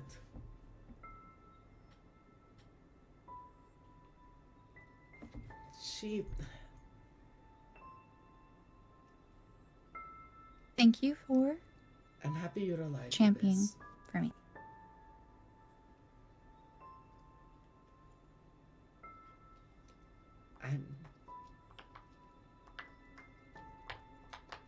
I'll get a second chance and it'll be better. And it's fine. I'm scared I know you're scared. because I don't want to fail again. You won't. You won't fail again. But what if I do? And then I'm gonna get kicked out. And I'm gonna become, like, not allowed to ever, like, even look at another silent sister and never be able to see anybody ever again. And I won't have a home, and I'll be alone. You feel another squeeze around your hands. And you see Calliope open her mouth like she's going to say something. And it catches in her throat. But her expression is intense. But she just can't seem to say what she wants to say. It's And she gives her Fine, hands another squeeze. You don't have to force yourself to say anything that you don't mean, obviously. So it's fine. I'm gonna do great. It's fine. You see Calliope swallows and then takes a breath and goes, then I'll leave with you.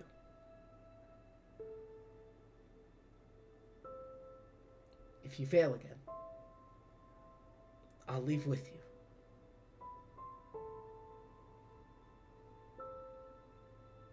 Do you promise? I do. I promise sincerely. If you fail another trial, and you are banished from the Order, then I will willingly excommunicate myself. I will come with you.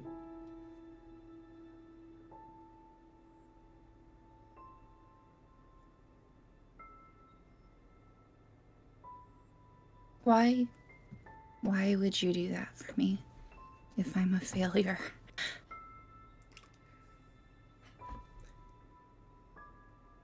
I would do it because it's you.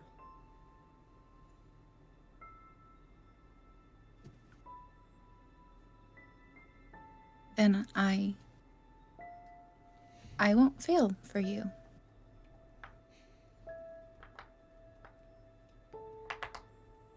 You shouldn't fail regardless, but not failing on my behalf is good too, I guess. Yeah, to be fair. You'll Yeah. do great. It's just one silly little public execution. Execution? It's fine. One execution is a lot of executions. But it'll be fine. It'll be great. Calliope nods and then says, I have some duties to take care of as part of the sisterhood, but So I'm being kicked out of your room. That's fine. I'm kicking both of us out of my room. Yeah. Maybe sometime we could go to the markets when both of us are free and don't have any religious duties. I asked you to like eat lunch one time and you said that you don't eat anymore. So why would you want to go to the market? But yes, we'll go to the market together. Yeah. You see, she pauses and then says, I shouldn't have turned down lunch. I still don't eat, but just spending time with you that's not in the halls of erudition. It's just out in the world. I think I would like that very much. I would also like that. Now go do your due diligent duties as a silent sister. Calliope smiles, and you awkwardly both walk out of the room together at the same time. And she closes the door to her room behind her. I feel like they start walking the same way, and then Ibis is like, I'm gonna go this way, actually. Yeah, and I'll go down that hall. I'll see you at some other time soon. Probably later. For sure, I'll see you at the Coliseum tomorrow. But otherwise, I'll maybe see you during communion.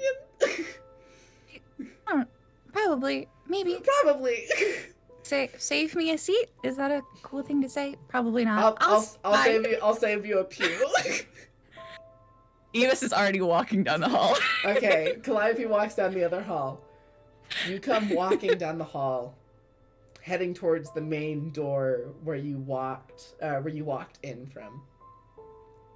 And as you get to the door, you see in the main room with the pews and the altar that there's activity. There normally isn't during this time of day, aside from maybe one or two like novitiates looking at scripture or something. But as you come walking down the hall, you see Leora standing at the altar, in front of the altar. You see Decima, and you see Kip on their knees in front of Leora, wearing manacles. And the Empress looks at you with a smile and says, Ibis, perfect timing. Remember the conversation we just had? Ibis. Of course. And the Empress motions to Kip. I skip here. Oh, The Empress looks at you and says, Oh, Ibis, darling. What was your next trial we discussed? To punish a enemy of the Empire, an enemy of She nods and yours. goes, Very good. And she gestures to Kip again.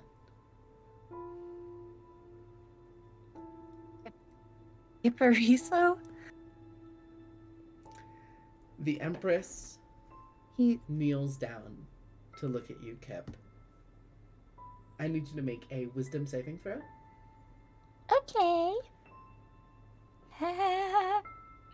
The consequences of my actions are 20. coming here. Does Oh. not save against the It's not- Empress's it's DC. not. Holy Fuck you. fuck. Fuck you. It's not. A 20 does not save. And It's so good. the though. Empress, So good. casting Dominate Person, says, Oh. Why don't you tell Ibis what you did?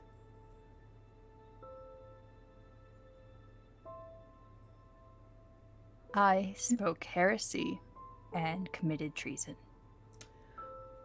The specifics, if you'd please. I threatened to kill the Empress.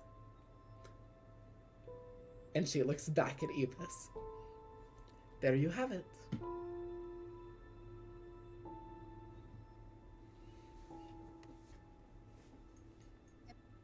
is my challenge, my test. She looks at you and nods, and then looks to Decima and says, please do me a favor and put this one in a cell, and you can give him a couple of rations, but otherwise, he is not to leave the cell until tomorrow afternoon, where he is to be promptly escorted to the Colosseum.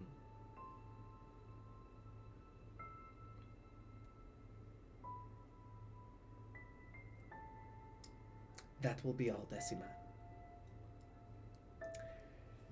And Decima grabs your chains and begins to yank you up. Does Kip stand up willingly? Do you try to stay down? Sort of what's your Am plan? I still under hold person? You're under dominate person. The same thing. Yes. Yes, you are. Then is she making me comply? She's telling Decima to pick you up. She's not ordering you. So in the meantime, no. You are not compelled to stand. Am I compelled to keep quiet? So far, the only things the Empress have ordered you to do are tell Ibis what you did. You are currently not operating under any orders, but you are still under the effects of the spell, if that makes sense. Mm-hmm. Mm-hmm.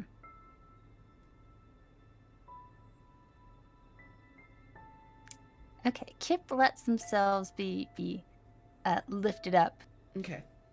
but as they're grabbed and starting to be escorted away. Oh, I'm about to make this worse. Okay. Kip looks back Okay. and okay. Kip, oh god, my heart is racing. Kip looks back and spits out, "Your cruelty knows no bounds, goddess." She looks to you with a face that is purely and so evidently unbothered by anything you have just said. But to make a point, she looks at you and in an all too serious demeanor says, "Bite your tongue, Bard." Oh. And you listen to the command. Down.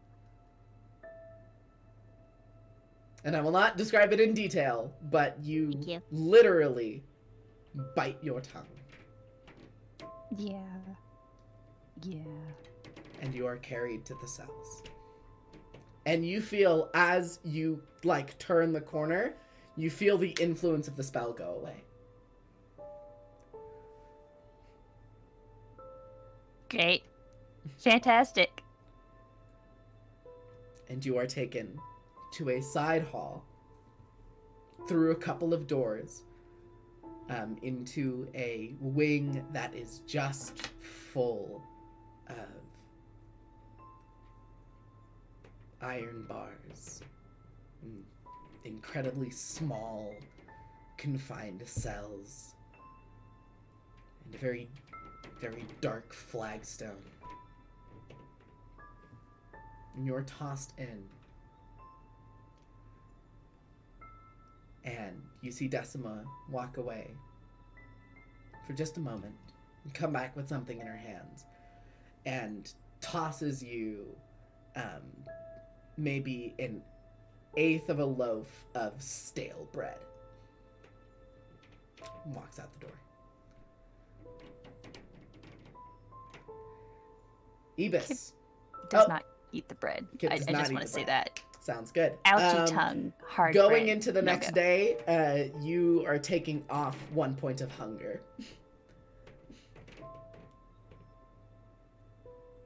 Oh, me? Yeah, because you're not eating your meal. So Which one's that? um, Down You to become peckish, peckish? now. yeah, you're down to Okay. peckish.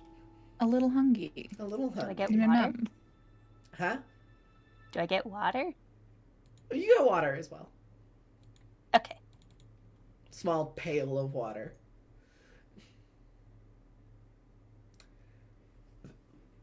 Ibis, you are still in the main corridor with the Empress.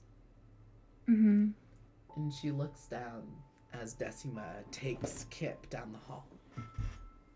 And then looks at you and says, A shame, really. One of the last people I expected to openly speak treason. They threatened you. They did. That In the company don't- of the Oracle. I don't understand why Kip would ever do that. I don't. I don't know either. I don't know why it was spoken, but inside the Oracle's abode, there is an orb of obsidian that we use to communicate with each other whenever she has very important prophecies to pass along. And it is through that orb that there was a long silence until abruptly Kipariso spoke out. What if we specifically used a plural form pronoun? What if we kill the Empress? Now, Who's we? I don't know who we is, but I know that Kip was in the Oracle's home. And I know the Oracle lives Oracle? there. Lysandra. Yes. I know the Oracle lives there. And I know a certain wild individual lives there. Tara. Tara, thank you. Now, only Kipariso said anything, but Kip was in the house with 3 individuals. And they're all I have enough faith. implicated. I have enough faith in the Oracle, at the very least, for her to know better. But a barbarian, an outlander, someone from the savage jungles brought here as a prisoner of war. That's the kind of person I would believe might be plotting. Is she going to be punished as well? Not at the moment. Okay. And not if any more implicating statements are spoken, but you must understand. I know that these are compatriots of yours, but The for only my one own I really safety, know. I have to keep my eye on them. Of course. Of course. If someone threatened to kill you, why wouldn't you? Why wouldn't I? Exactly. So, I- you must understand why we cannot let your cousin's slight go unpunished. Now, don't you? To be fair, he's not really my cousin. He's That's like fair.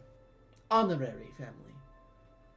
honorary family, but I was really closer with the younger siblings, so he was like my brother's friend. And So, it's not you even know. that big of a deal. Destroyed.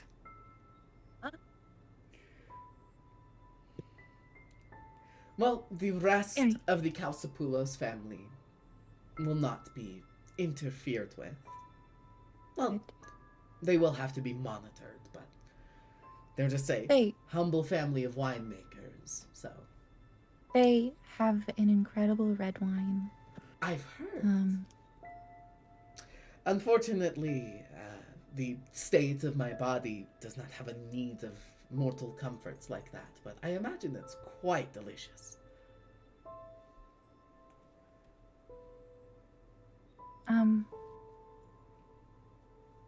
So when you say that he needs to be punished, you mean that I'm going to have to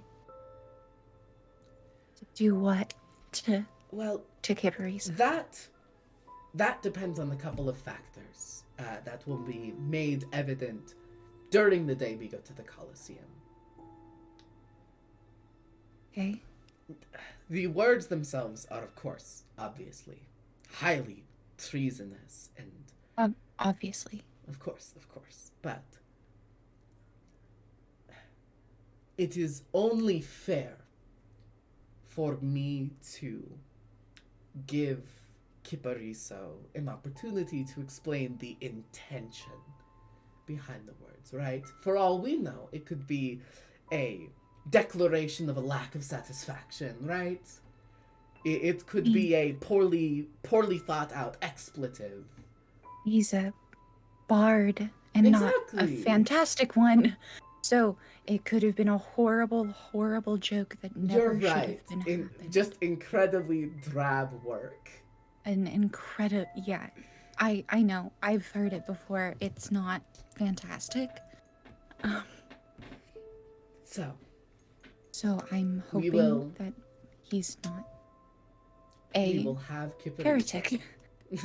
Of course not. I would not want him to be, but it is up to Kip to tell us his intentions.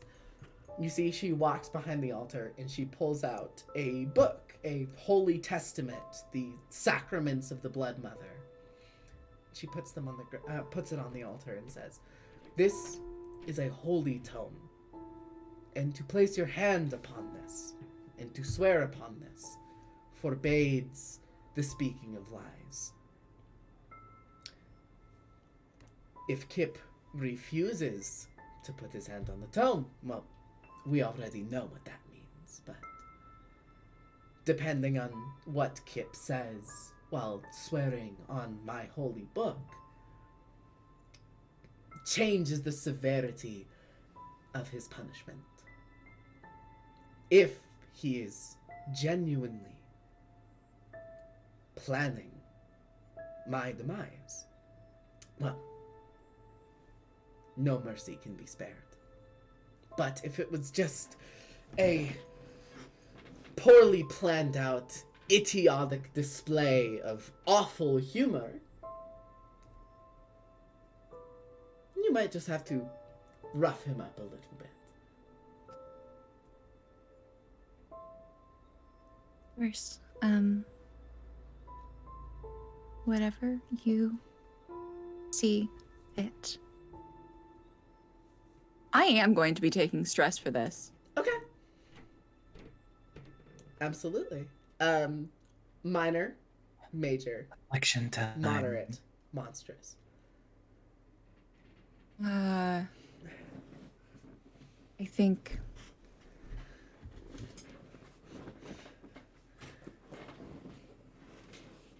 major. Major. Okay. Let me double check my resources tab.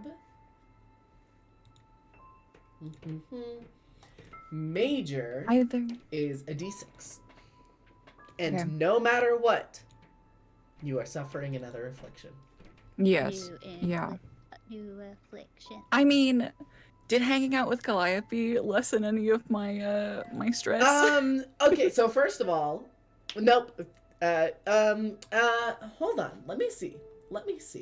I mean, feel like I it found can out help you that too much. she defended me to the Empress. That's fair. I mean, That she cares for me you're at least telling a little me, bit. did your talk with Calliope alleviate your stress? Yes, she asked Ebus out on a date. Obviously. That's a fair point. Give me a Just a little. D4. Oh my god. Stress Okay. healing is One. Okay, 1. Correct me if I'm wrong. You only barely met your stress threshold, correct? Yes, I am now at 23. And what's your Stress. maximum? My max is 49. So it's 24.5. So it's up to you if it's 25. Okay, or we're gonna just round 24. up to 25 here. So Okay. on this D6, You roll a 2 you or roll just a 1, and you do not have another affliction. You roll anything Mhm, above a mhm. 1, and you suffer an affliction. A d6? Yes. Give me the D6. I've rolled 2 1s so far. Amazing job. Yay! Yeah, keep it up, bestie. You roll a 1. You 3 do- 1s. You are still on the brink of an affliction, but Oh you my have not suffered one. Oh my, wait, so it's just it's not plus anything. It's just a Nope, d6? just a d6. Monstrous is a d6 plus 4. Okay. Okay, so you do not suffer an affliction. I sure hope that I don't have to roll any other like attacks or anything because it's all ones here, baby. It's all ones, baby. Incredible. Also, I should ask, did getting a hug from the Empress herself cure any of your stress, you think? Oh yeah. The Okay. fact that she was even You know allowed what, back in give me the another d4. Give me another d4. There's another one, it's funny. But God, I hope it's not. It's a One! 4 ones! Oh my gosh. 4 ones for Ebis. Someone needs to take the dice away from Vic. Okay, Vic, roll a different set of digital dice. I know you don't really have that option, but go ahead and do that for now. Okay. Past Wait, the let me wind just and roll light. another d4, see what I get. Oh, that's it. That was a 2. Great. But it There didn't you go. matter. But it doesn't fucking matter. Alright. Sorry, I called you a bad bard.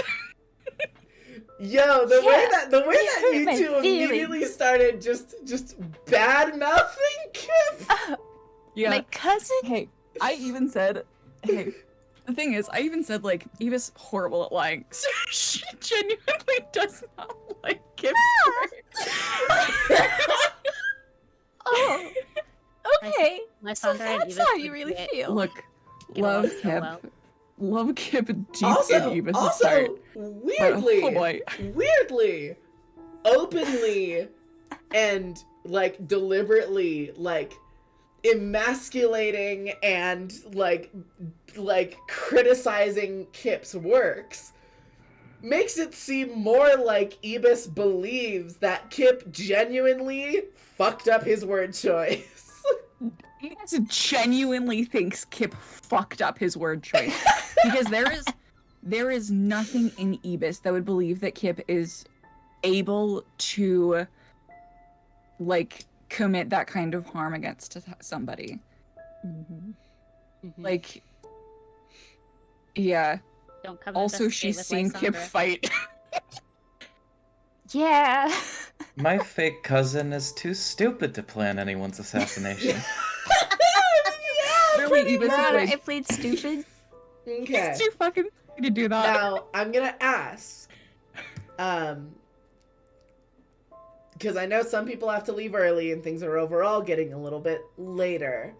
Do we want to try to keep going for a little bit longer? And if so, about how long do you think?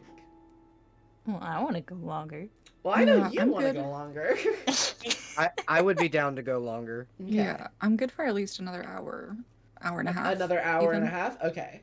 Yeah. You're the person who is on the strictest timetable, so I will take that Yeah. hour and a half and run with it. Yeah, basically Oh. 12:30 our time is when Okay. Vic needs to go. Sounds Yeah, good. because I gotta go to bed. Okay. Perfect. We actually have to go in about half an hour. You have to go in half an hour? Thank Is there God. anything else Yeah. Galatea wants to do? Also, so sorry for being mean to No. Galatea. Oh no, don't worry. No, Uh, you're Love fine. Galatea. Okay. So, is there anything else anybody wanted to do during the current day? Yeah, does anyone want to come visit me in prison? Oh, Tara- the Order of the Sustaining Mother does not do like open meetings with. What with about my convicts. phone Would- call? Oh, Would honey. Ebis be allowed down there? I do like the idea of like you get one sending spell, 25 words, make them count. Guaranteed by law to get my sending spell. Give me my sending. You know what? Legitimately, because I think it's so funny. Kip actually gets a sending stone. Oh my god. Kip, you can send a 25-word long message to anybody that you know personally. Oh gosh. I'm Okay. genuinely all for this. This is so good. Okay. Send it to Leora immediately. I hope you suffocate while you're having it with your own ass. You're a fucking bitch and no one likes you. I can just Oh, imagine jeez. Leora getting that sending and being like, bold. That's quite bold. I feel like it's a stone.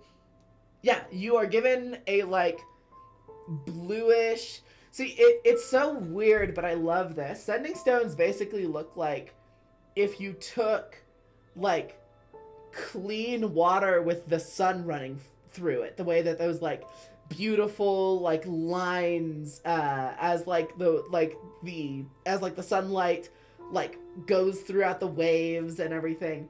It's like if you took that and you just froze it into a rock.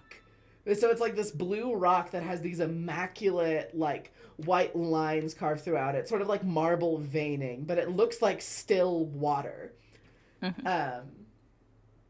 Just more solid and less translucent. And it only has one use? You can send to one person a 25-word or less message.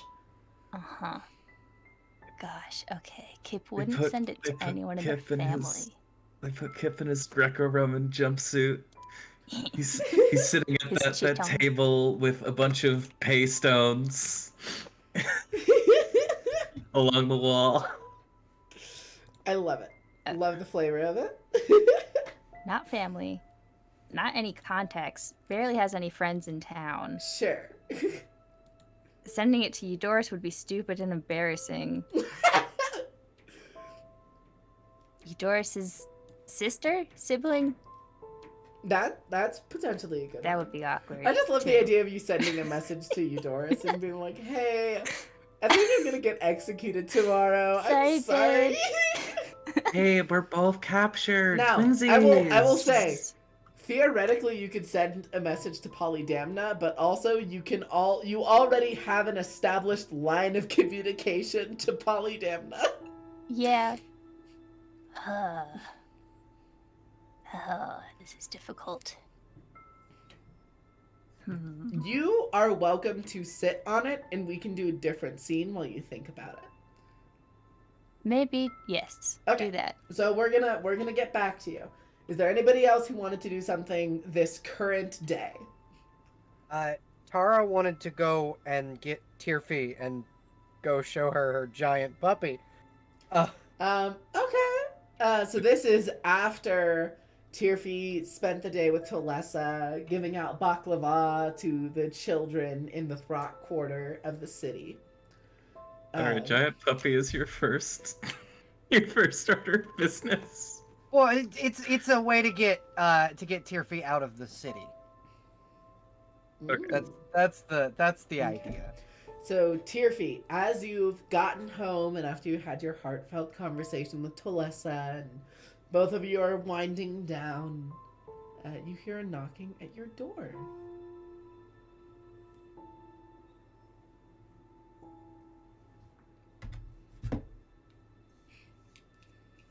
Okay, yeah, we go answer it. I probably know Tara's knock by now.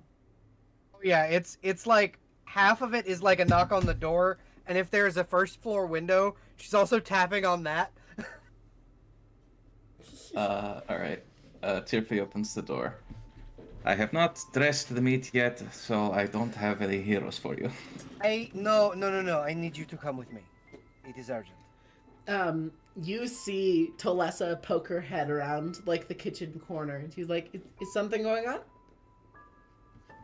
Yes and no. Hi, Tolessa. It is nice to Hi, see you. Tara.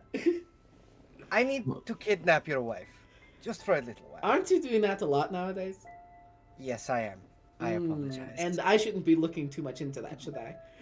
Deeply sorry. She smiles and laughs jovially, and she's like, if Tirfi wants to go, Tirfi wants to go. She is her own woman. I will bring you extra meat to cook next time, I promise. Tirfi, you should go with Tara. Well, just looking between them. First, how urgent is urgent? Urgent enough where we need to go now. All right. Doesn't sound like I should keep you. I must trust your instinct as you are all instinct. It's kind of my thing. Um, Grab your gear as well. well, if it's that important, and you see very quickly Tolessa comes up to you, to your feet, wraps her arms under like the like fold of your arms and like has her elbows like pressed up against like the side of your rib cage, holding you, and very very briefly gives you a peck on the snout and goes, "Go get your things." Reminder for the audience. Tirfi is a boar woman. Yes, and also Tirfi's wife is taller than her. That's also know- important. Tolessa is taller than you. You know, it is always refreshing to feel like the short one in the room when I am always normally the tall one. All right.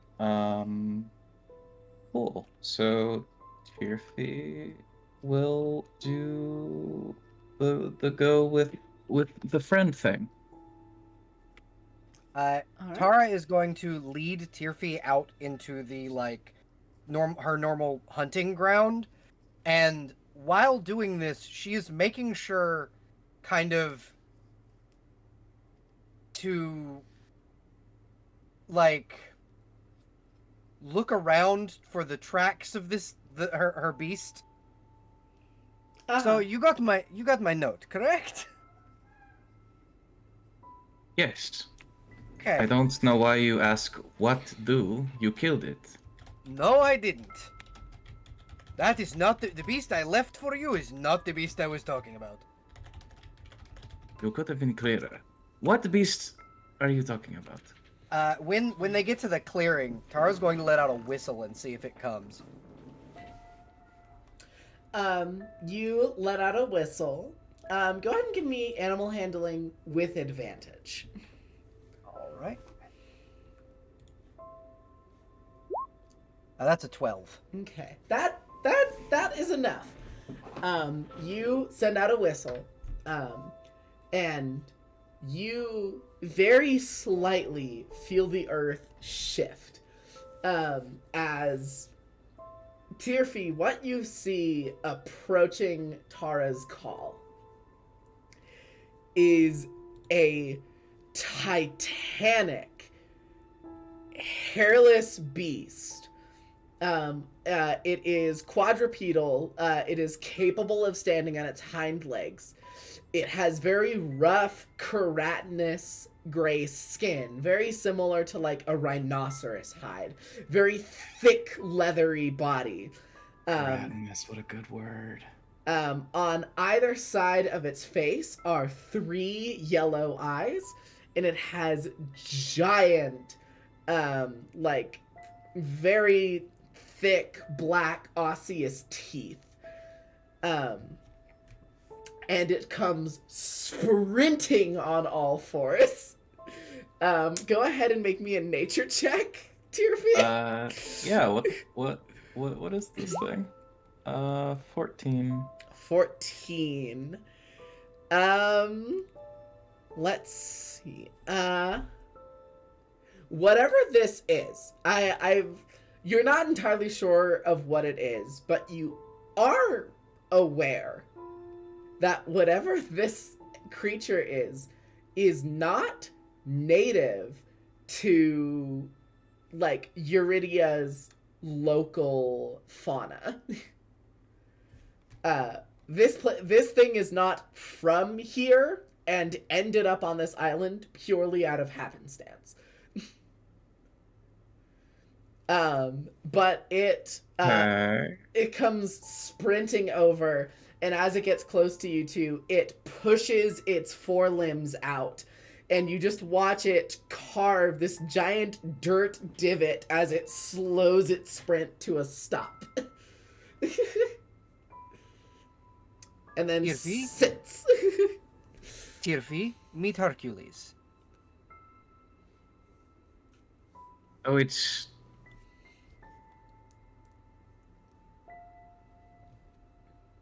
As I said, it is a giant monster. It tried to follow me home. It seems to obey my commands. This is Hercules.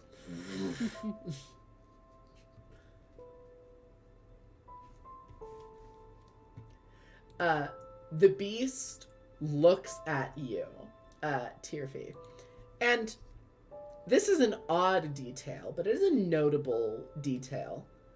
Um, in its overall demeanor and the way that it carries itself and the way that it seems to behave, it's astoundingly dog-like. mm-hmm. That's why I say it's not exactly a dog. It's not exactly a dog, but it's oddly similar in behavior to a dog.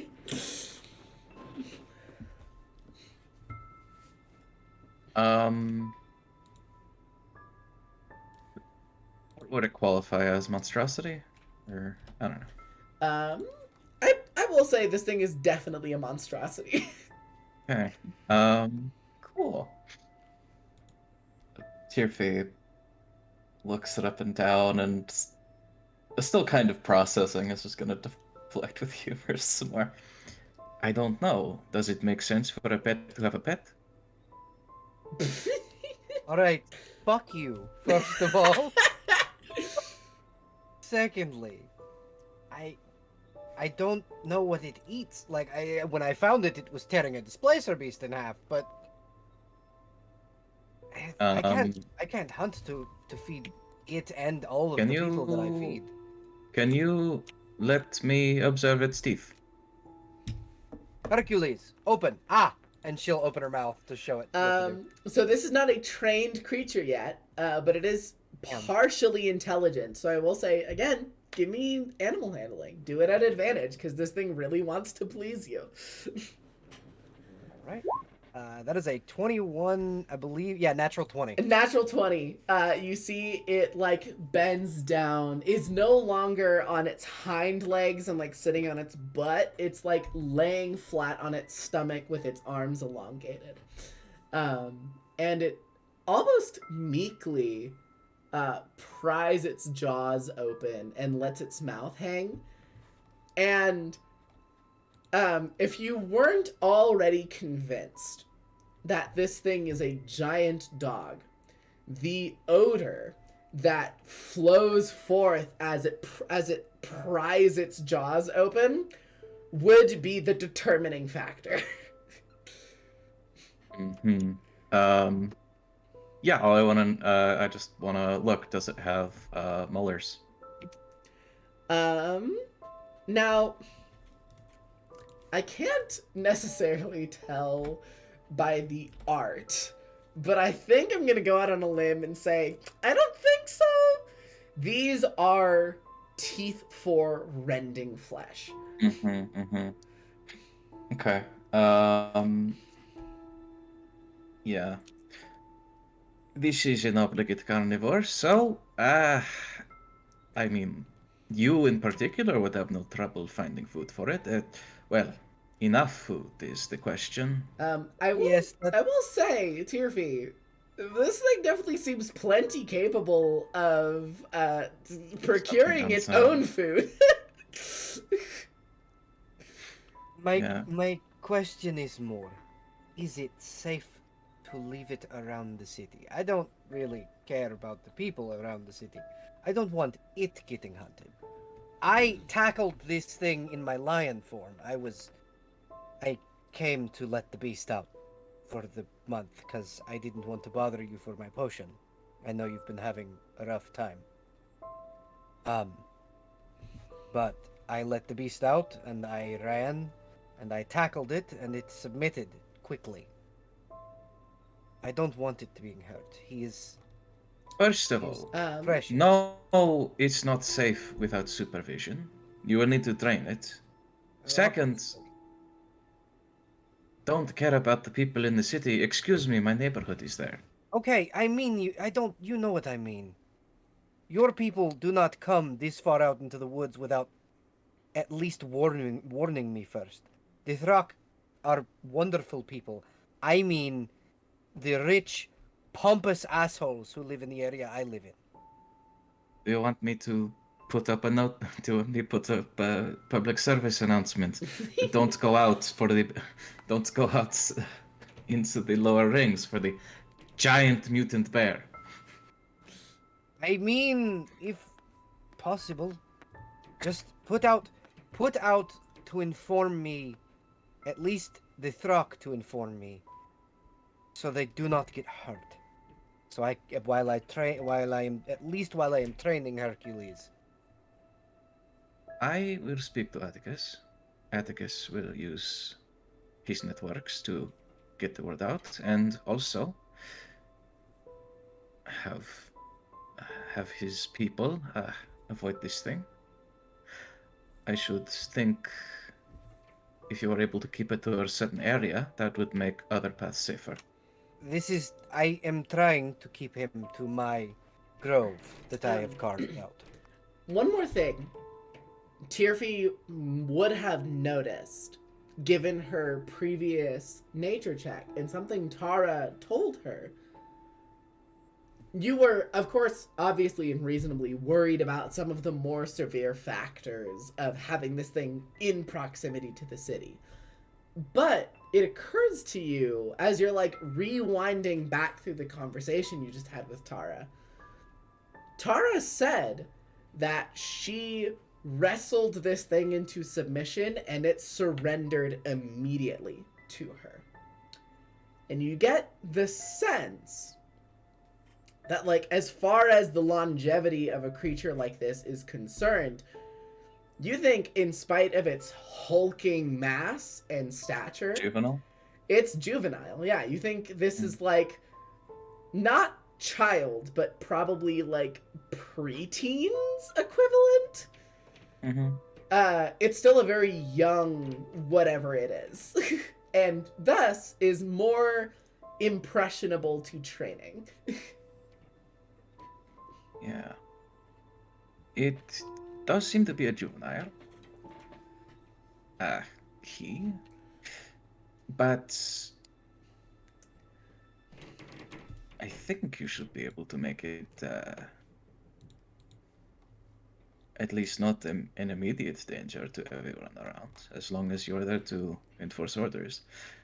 I do not know if Hercules has had the taste for people yet. Hopefully not. From what I could tell, it was just the beasts around the area. And I try to keep him within the grove, which I have noticed no one seems to come into. Though I do worry about Atticus's, people. That is an issue since I told them to come here and leave me messages. I will speak to him on this. Thank you. If you were to bring it into the city, I would also worry about, people's dogs and cats. They would start to ask questions if they did not already see it hunting. I had not planned on bringing it into the city. I actually was thinking, and I don't know if I'm allowed to do this, I was going to ask someone of higher rank than me if I was able to perhaps build a home outside of the city walls. I don't know if this is a history check or just something I would know of the law having grown up here. Is that even something is that even something you need permit for? So overall, there tends to be some litigation around bringing exotic animals into the city. You think, possibly, perchance, whatever this is a little bit too monstrous for it to be lumped into the category of animal. I don't mean a permit for the pet. I mean to build a structure in the lower levels of the mountain. In that circumstance, there's a couple of things that you could do there. You could just build something in this grove and sort of wait it out on whether or not someone claims the land. Or you could seek out whatever landowner technically has claim on this section of the city and persuade them monetarily to surrender it. How would Tara go about doing that? We would have to check with like land claims office. I mean, I will say, if probably it's a part of worth the bureaucracy. consideration, you already have a shrine to one of the false divinities here. Which means either the person who owns this land never comes in and checks on it, or possibly the person who owns this land is actively okay with that altar being here.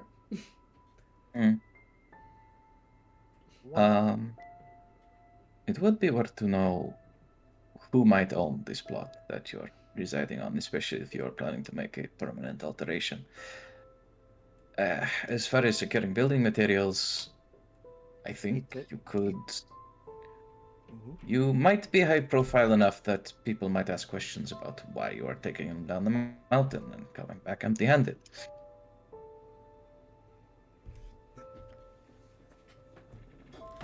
That is why I was considering doing it, above board, if that makes sense. Not really hiding the fact that I'm building a second home, just to get away from. I don't know. There is a hunting lodge for you. Oh, yes, there is a part of me that just I cannot stand this city. I cannot. It's not the people. It's the city. It's the. I am so used to, or I guess I was before being brought here. My family never stayed in one place. When I was a girl, we moved constantly. It was our way of life, and I have been stagnant. And just having a place. That's why I drift from Lysandra's to your house, and just having a place to call mine. I don't know.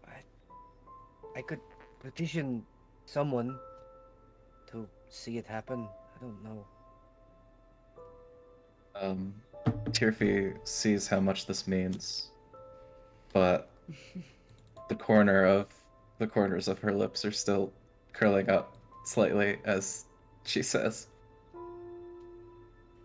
"Well, I've heard of a dog house, never a cat house, but who's to say it can't happen?"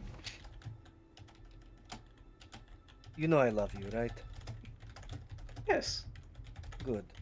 Because I don't want you to think that I don't when I punch you the next time you make a pun.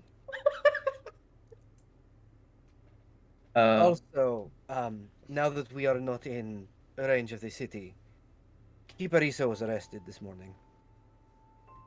In my home. For treason. Tirfi stops a moment, blinks. Her whole posture shifts. Just sort of casually crossing her arms to, like a wider, like, oh, it's time to go stance. Asking the Tsula that we were in the sewers with? Yes. I recently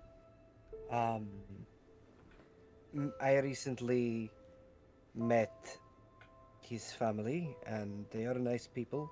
And he had come to me for assistance, and to Lysandra for prophecy.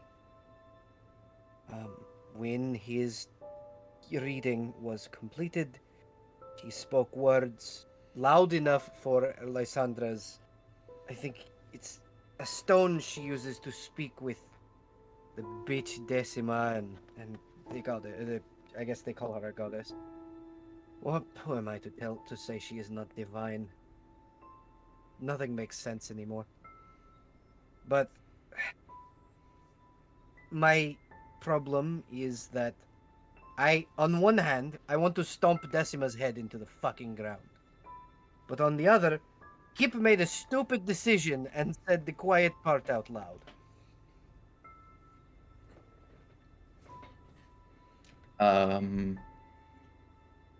Tirfi nods at said the quiet part out loud, but she's also just going to make a deep snort and then spit and go, I did not say that little doxy on horseback out of a sewer during a fire. Just to let him be killed by the government. Yes, that is my point. I didn't show people my one of the worst secrets of my entire life just to have one of the people that I now trust die at the hands of a bitch whom I do not like. You I think may we are have alone in this sympathy? probably not. Who do you think would help? Galatea might. She is a kind soul, and she seems to hate the order. Obviously, our friends, may. But my other problem is knowing what Kip said, and the fact that I may or may not have threatened Decima in my anger. I may be watched. Can I use history to gauge if there is legal precedent for clemency in this kind of case? Ooh. um. Go ahead. Yeah, go ahead and give me the history check. Ooh. Also, while you're making that, Kipariso.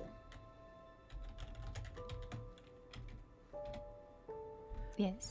Can you do me a favor and relay to Tara the message that she just received? Yeah. So Tara, you get a sending from the jailbird. Tara's ears kind of do that thing when a cat hears things when it's sleeping. Mhm. Her ears like perk up. Okay. Here's what the message says. Tara, please make sure Eudorus gets saved. See Polydamna. Also, make sure someone writes a cool lament about my death. I'm sorry for troubling you. Does I'm assuming Tara's gotten a sending before. She kind of Yeah. knows that she can respond, right? You can respond. You've got 25 words. While you're thinking of that, Tirfi, to go back to I you have it. on a So- 14. So I'm just imagining Tirfi starts to think aloud about legal precedents in the Empire, and as Tara zones the fuck out hearing that, then the sending hits, and that's so So- fucking hilarious. Clemency in this part of the world, over here in the Iridian Empire, is a bit of an odd thing, because the Iridian Empire doesn't necessarily have a disposition to be merciful. Yeah, clemency is like we don't execute your entire family. With You know kind of for thing. sure in this circumstance,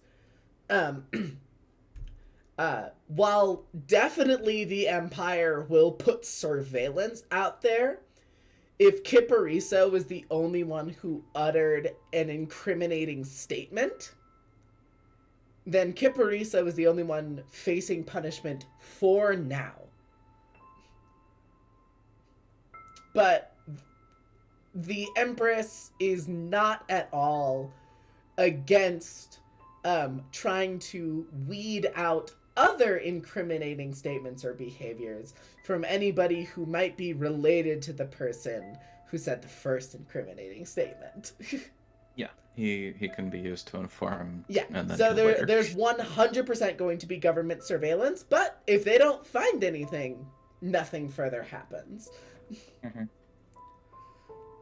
I will also say, on that same 14, you do know, if this is an execution in the Colosseum, it is absolutely an option for someone to claim the right to trial by combat.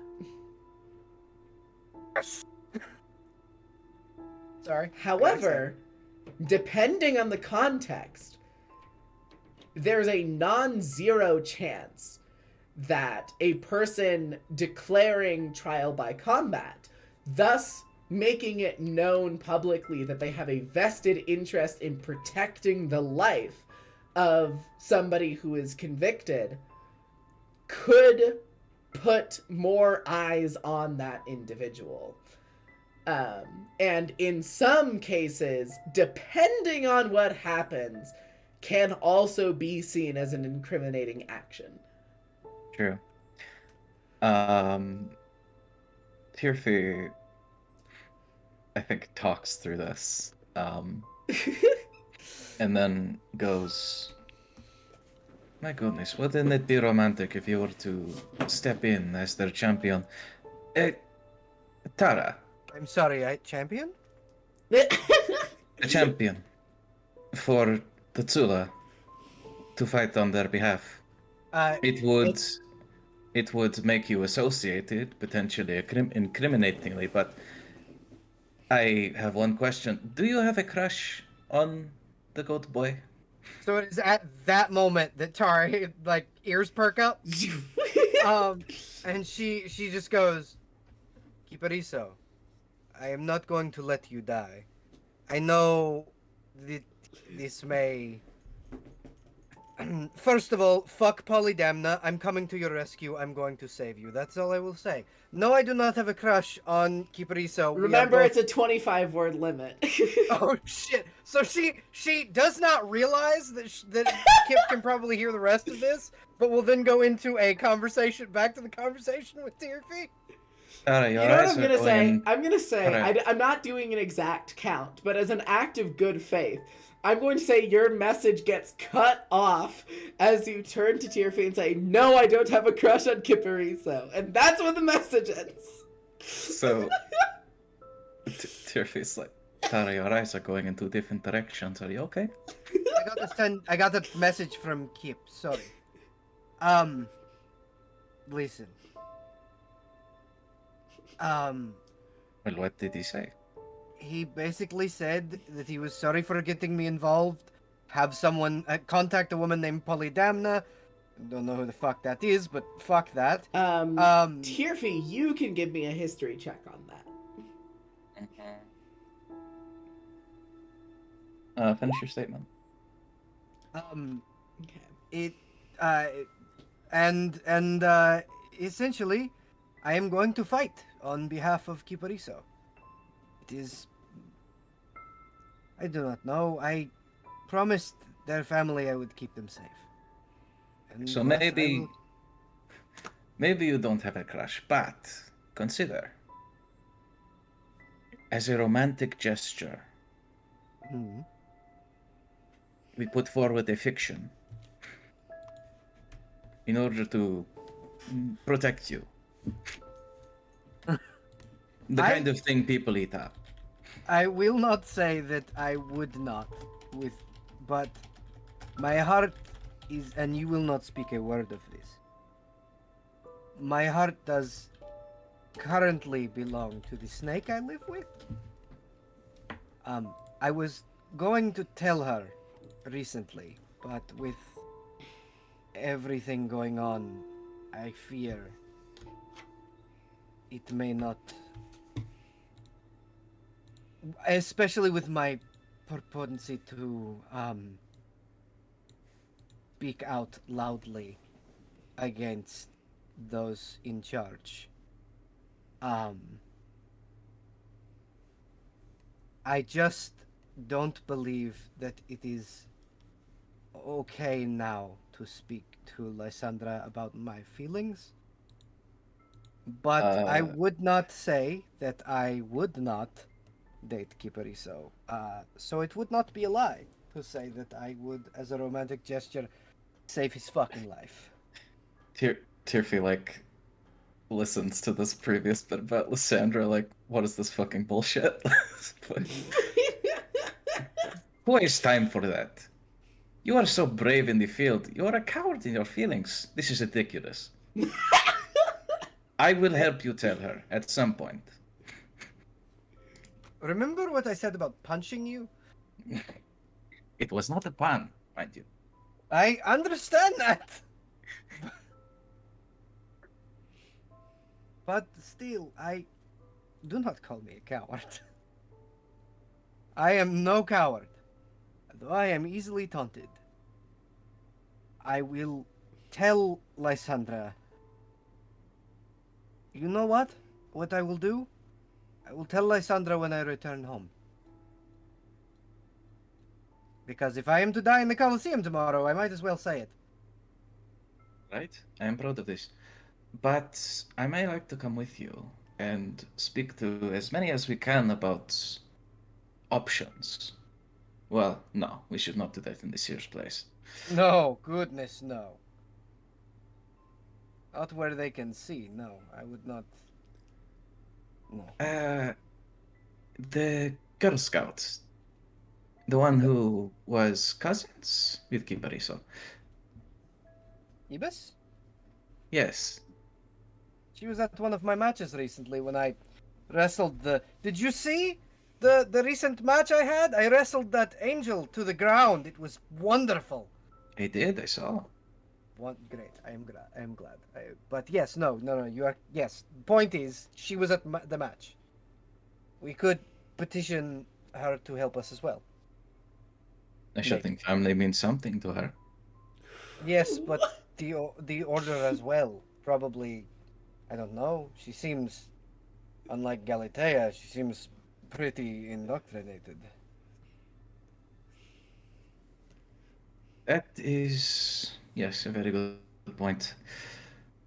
I do not know that we can rely on her. Maybe we should have. Well, I don't know how wise it would be to have some of our friends in the wings. But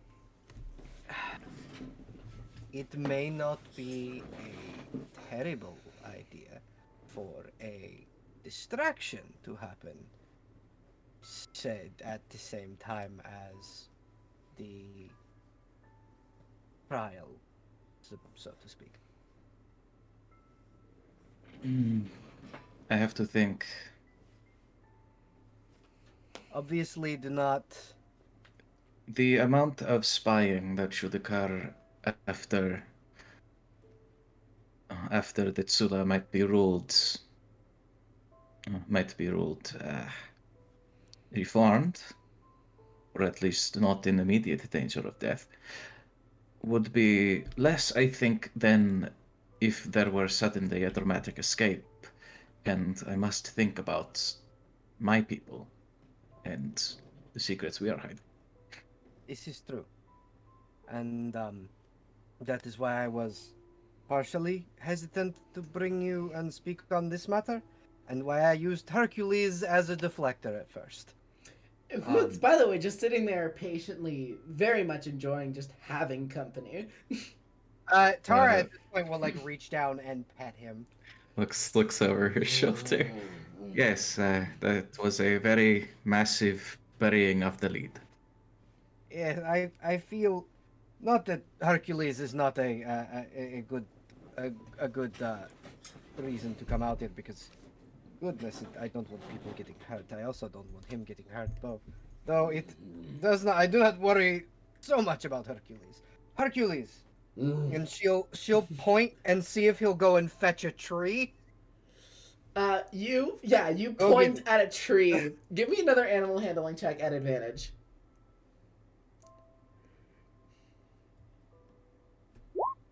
Another fucking nat 20. Natural 20. You see, he looks at you as you point at the tree, and you just hear it loud, and he gets up on his hind legs, turns around, runs over, and Tyrfie, you watch as he clamps his jaws on the side of a tree trunk. His fangs, Champs' jaws. Did I say claws or jaws? Whatever. You said fangs. Clamps his jaws on the tree, his fangs piercing into the bark and splintering the wood. And you watch, in a tremendous feat of raw power, as he uproots a tree from the ground and turns around with it in his jaws. Good boy, Hercules. Good boy. Tara will take a bit of meat off her belt and go, drop it, and then throw it to him if he drops the tree. You see, he very gingerly places his head down. The tree touches the ground, and he unclamps his jaws, leaps over the felled tree, lands on the other side of it, and greedily just gobbles up the meat that you threw to the ground in front of him. I do not worry too much about his safety. He is a strong beast.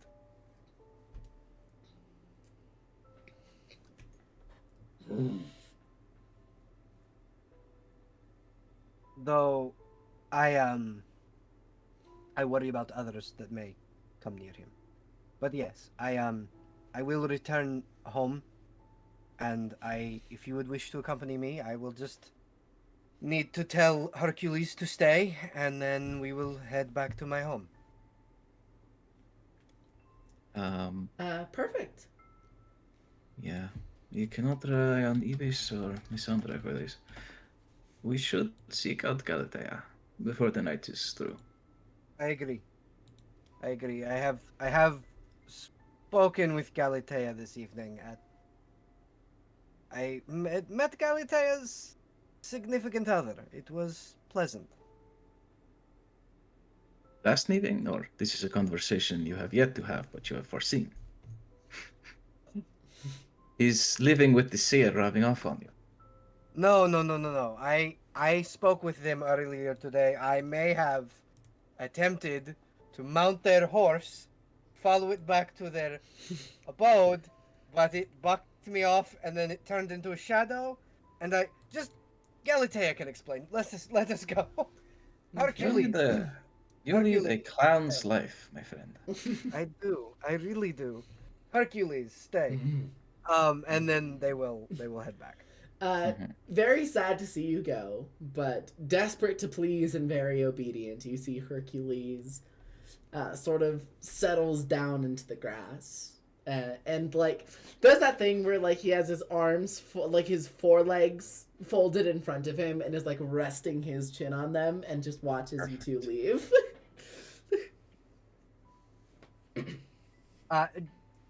Tara will leave meat for him. Perfect. Like just as a reward. I love it. And you two begin to head back off into the city.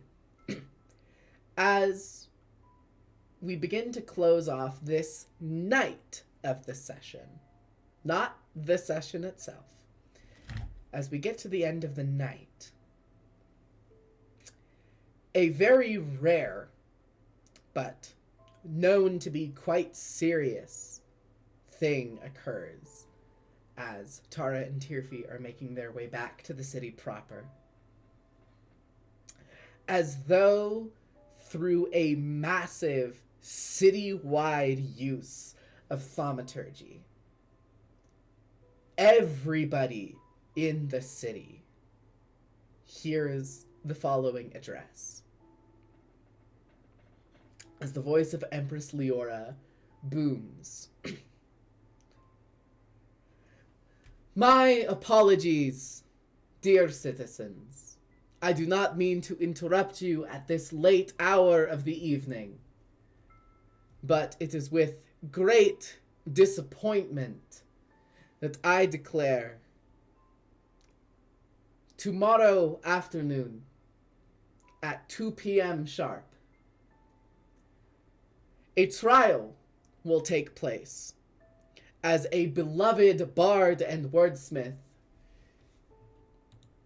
Kypariso Kalsopoulos, stands on trial for treason. Should Kypariso be found guilty, this event shall also be a public execution.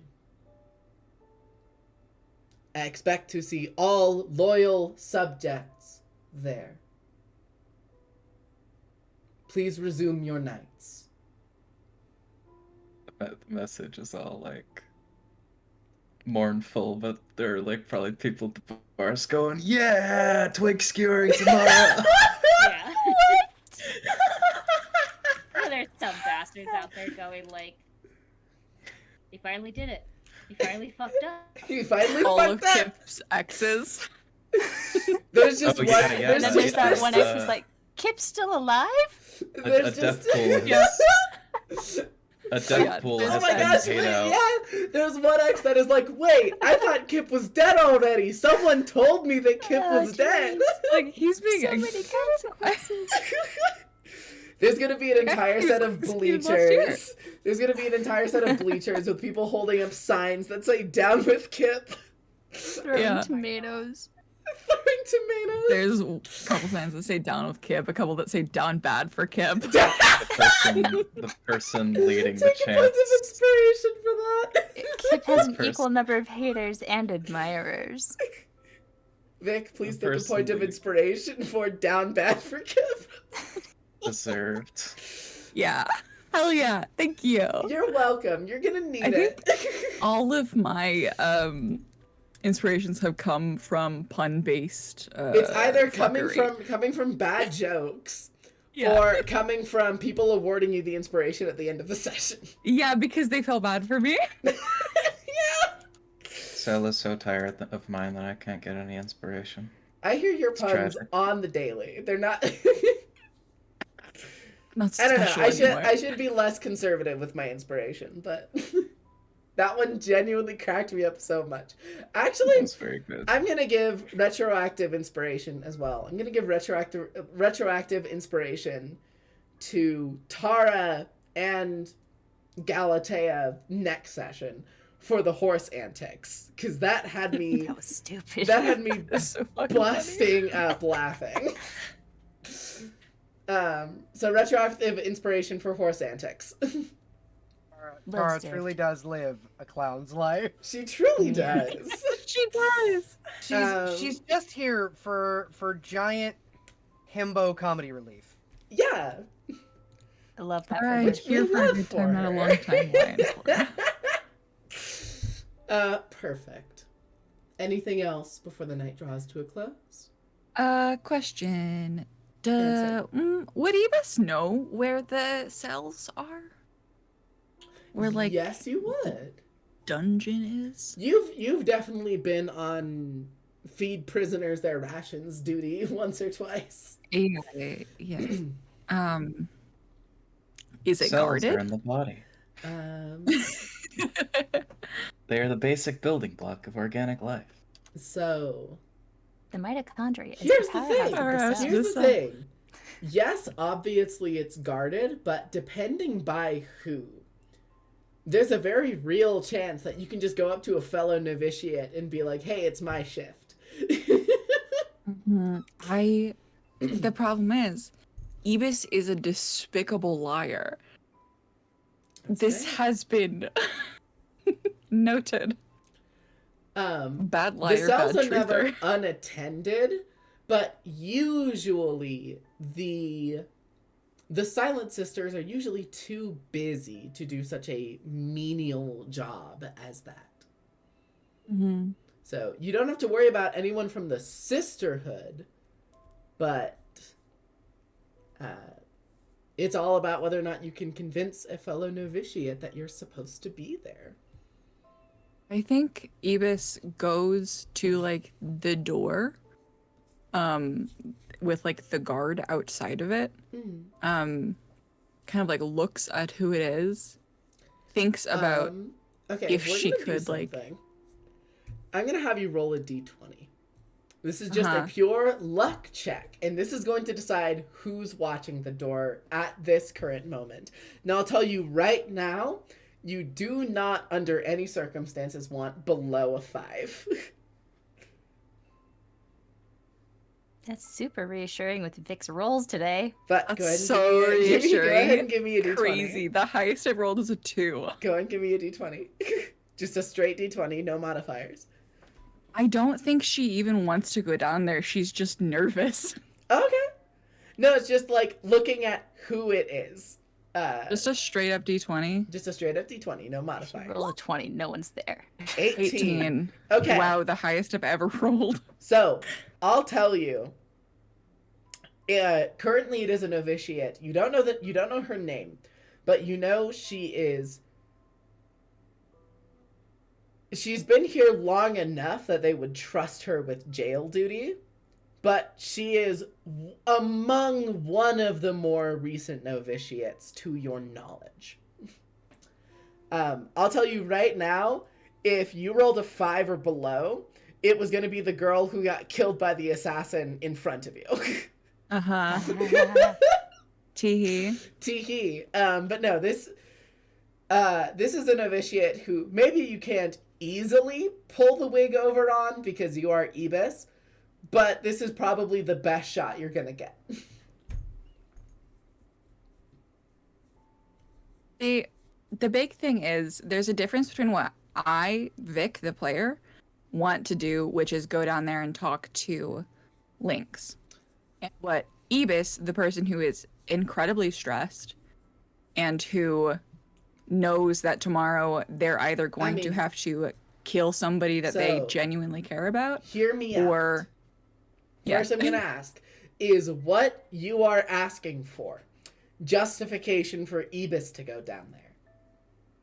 Because if that's what you want, I have an idea of something.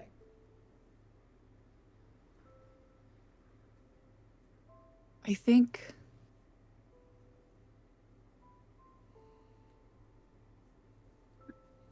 I don't want to be boring, but also Ibis wants to see her friend. Doing what Ibis would do, I don't think is boring.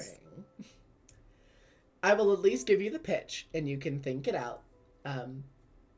Hypothetically, Kip is someone that Ibis has known for a while. Mm-hmm. Kip is someone who, along with Kip's family, took in Ibis after Ibis didn't have anywhere else to go. Mm-hmm. Slightly before the Order did, but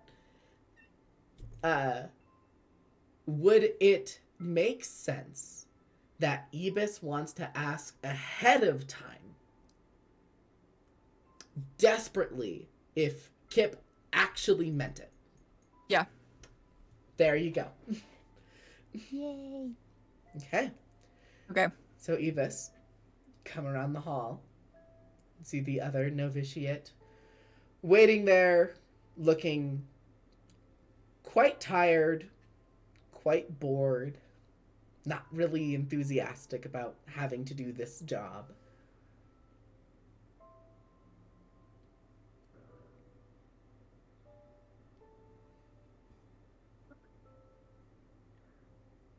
She looks up as you approach.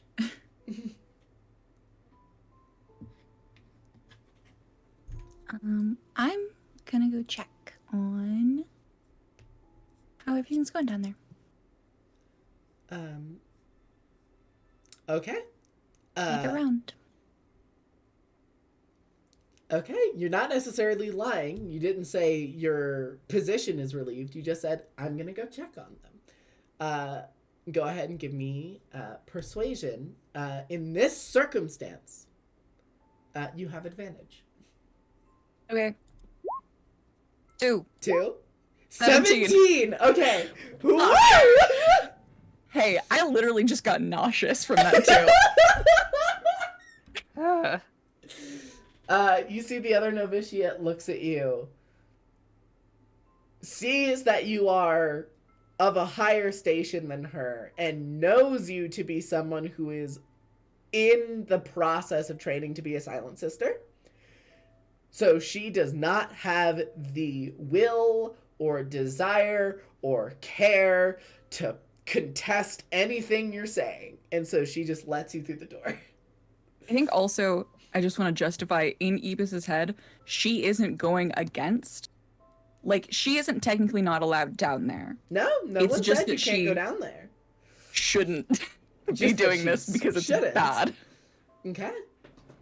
You head down. So she's justifying it in her head the entire time she's walking down the stairs. Okay. So you head down the stairs. You see Kip's cell. You see maybe now half empty pail of water and a completely untouched eighth of a loaf of stale bread. And Kip, you see Ibis approaching. Actually, I'm gonna say Kip is facing the wall. Kip is Humming. facing away. You don't see Ibis coming. You hear the door open and you hear footsteps. Which is not unexpected. It's a prison after all. It's People come prison and go. after all. People come and go. Okay, Ibis. Oh, I have a question though. Yes. Did I take damage when I bit my tongue earlier?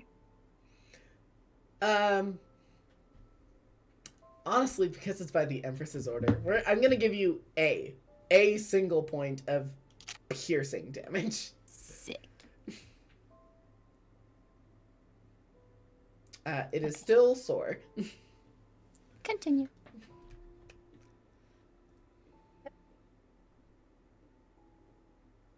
Yep. And Kip. Kip turns around at that. What are you doing down here? I don't know. Wondering why you're also down here. You heard what I said earlier. You should go before you get in trouble. I'm not technically breaking any rules. Also, why did you say that?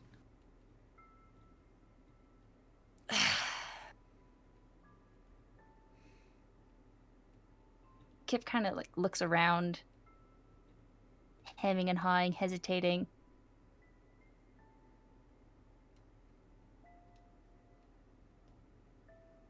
I had my no- reasons.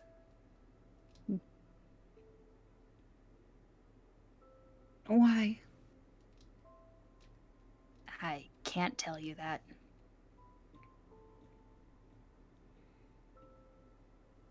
I mean, I could, but I'm not going to. Because I know all of this is super important to you, so I don't want to take that away from you. This is incredibly important to me. It's my life. It's everything. You went against the goddess and you threatened her. You threatened to kill the goddess. There Do you is think nothing my worse than that. threats, my threats don't have any weight. She's Yeah. just doing this to show off. She doesn't need to show off, Kip. She's the mortal goddess. She can do whatever she wants. Exactly.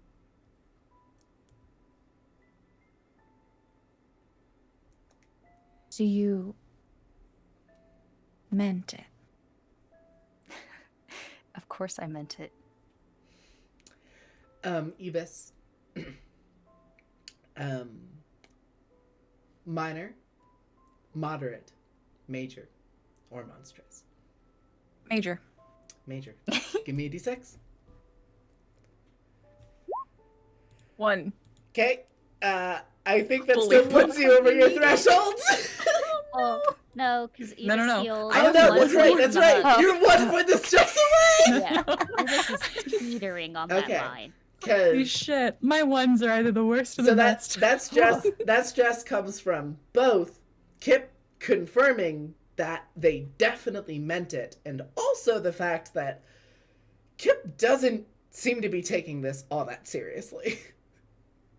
And that's the confirmation that Ibis is going to be forced to kill Kip tomorrow. Yep. You're certain of it. It's gonna have to happen. Kip is gonna be put to death, and it's gonna be you who does it. I think Kip is going to continue in Ibis's silence. Okay. Hmm. Yeah, I saw something. I was given information that changed my perspective, made me truly believe what I said.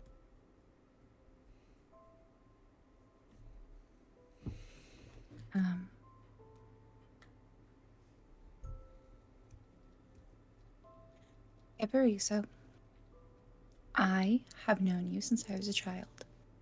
And you were really good friends with Evine. So I don't want to say anything mean, but I need you to know that tomorrow is going to be bad for you. And I I know. don't like that. Honestly, this is most unfair to you. Any other way would have been fine, but not like this. You deserve better. I'm sorry. I have gotten the information that I think I needed. And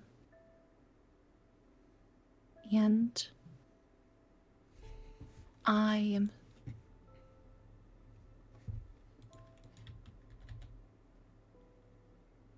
I don't know. You I'll don't have see to you say tomorrow. anything. Yep.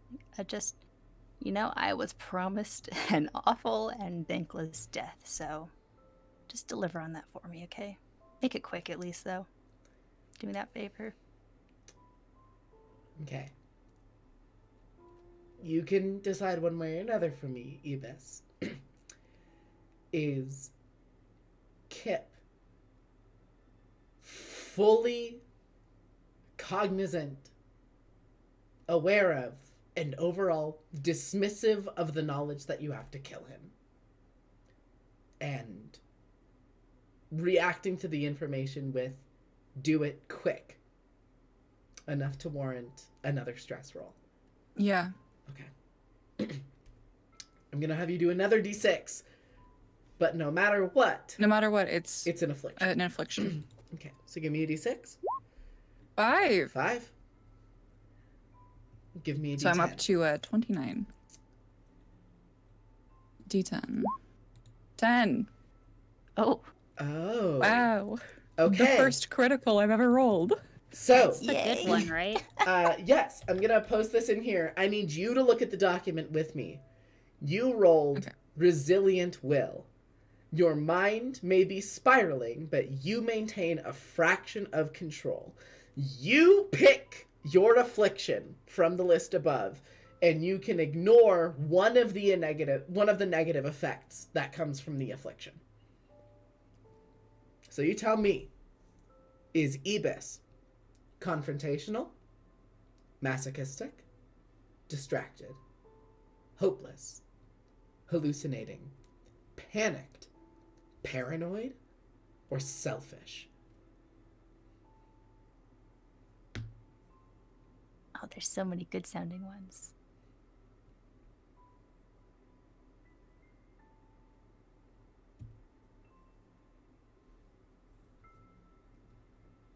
This is fun. It's like watching someone go to a buffet. Yeah, it really is. I think she is masochistic Okay. because Did I? she, in her head, believes that it is her fault. Now, That here's my Kip is question. here. Because you can ignore... Oh, actually, that reminds me. Kip, you're also masochistic? That was actually 3 points of piercing damage, because masochistic makes you take 2 additional damage from every source. Oh, sick. So that leaves me with 26, 5, 4. Okay. 4 hit points out of 31. Okay. So, Ibis, which negative effect from masochistic are you ignoring? Are you ignoring 2 additional damage from every source? Or are you ignoring having to make a wisdom saving throw whenever you are healed? Otherwise, you are treated as unwilling. The wisdom saving throw whenever Okay. she would be healed. So you still take 2 points of damage from all sources, but you are not compelled to resist healing from other people. Okay? Would that also be healing from herself? Yeah. She had? Okay. Yeah, whenever you would be healed. Okay. So, keep in mind, because we're going to a combat either at the end of this or during next session, You are taking 2 damage from all sources. 2 extra damage from all sources. Okay. Ibis, as the reality of the impossible task that you have to perform tomorrow, because letting yourself die, while still incredibly difficult and taxing, is different from forcing your hand and having to take the life of someone who you care about. And as you begin to spiral, and as the dismissive and brazen and uncaring attitude of Kipariso peppers his words, you feel your blood beginning to boil. And you feel, furthermore, your blood magic beginning to bubble up. And now I told you ahead of time, and I think you might have forgotten, but we're going to keep it because I know you're going to love this. Ibis specifically, developing masochistic, has extra effects.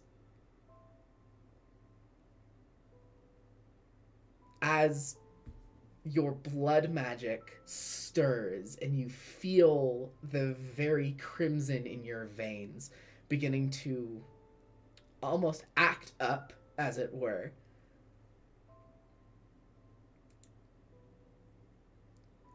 on all of your d20 rolls, you cannot roll a 12 or lower. Anytime you roll the d20, it's automatically assumed to be 12 or higher. Additionally, creatures have disadvantage on all saving throws to resist the effects of any of your blood magic.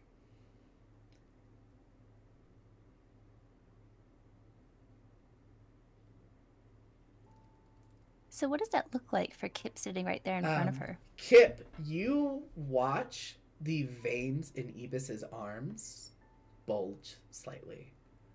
And specifically, you see the veins in her eyes burst. And you see Ibis's eye color, the whites of her eyes, disappears, and just literally Ibis starts seeing red. Yeah, I feel like Kip kind of scrambles closer, like, "Oh fuck, Ibis, are you okay?" "It's fine. Jeez, that doesn't look good." It's fine. Ibis. You know what? I wish I could have saved you. Real quick, before you leave the room, Ibis, as you feel your blood stirring, what, more than anything else, do you want Kipariso to do right now? What does Ibis want Kip to be doing?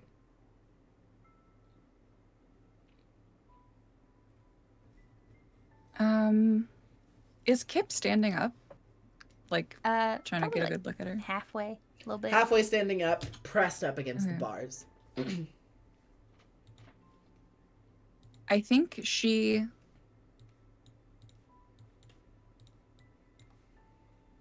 Oof. She wants him to be kneeling like he's praying. Okay. Kipariso, make a saving throw with disadvantage. Ibis, as you have that desire, you involuntarily invoke your channel divinity blood puppet. And you turn and you command Kip by his very blood to kneel. What kind of save? That is a constitution saving throw, not wisdom. That's my bad. Is it a con? It's a con save. It's at disadvantage. Okay. 6. Yeah, con save. Okay. Kip, as Ibis turns to you in a blinding flash of motion, you hear your knees hit the floor before you feel it happen. And it is painful. You are brought down with the force of every muscle in your body contracting at once. And you hit the cold concrete, not concrete, you hit the cold flagstone beneath your knees, and you feel your arms automatically join in front of you with your palms face together. And in a sudden, bizarre flash of motion, where it feels like your body is not your own, you are kneeled as if in prayer in front of the bars. Yeah, this is like the third time today. That's fine. That has happened to Kip surprisingly a great many number of times. I know. As Evis is turning away after doing that to them, I think they're gonna say, "I never expected you to. Go on, get out of here." Oh, one more thing, Ebis, I forgot. One more mechanic. Whenever a creature fails their saving throw against Blood Puppet, you regain a use of your channel divinity. You spoil me. Ebis becoming masochistic is bad news.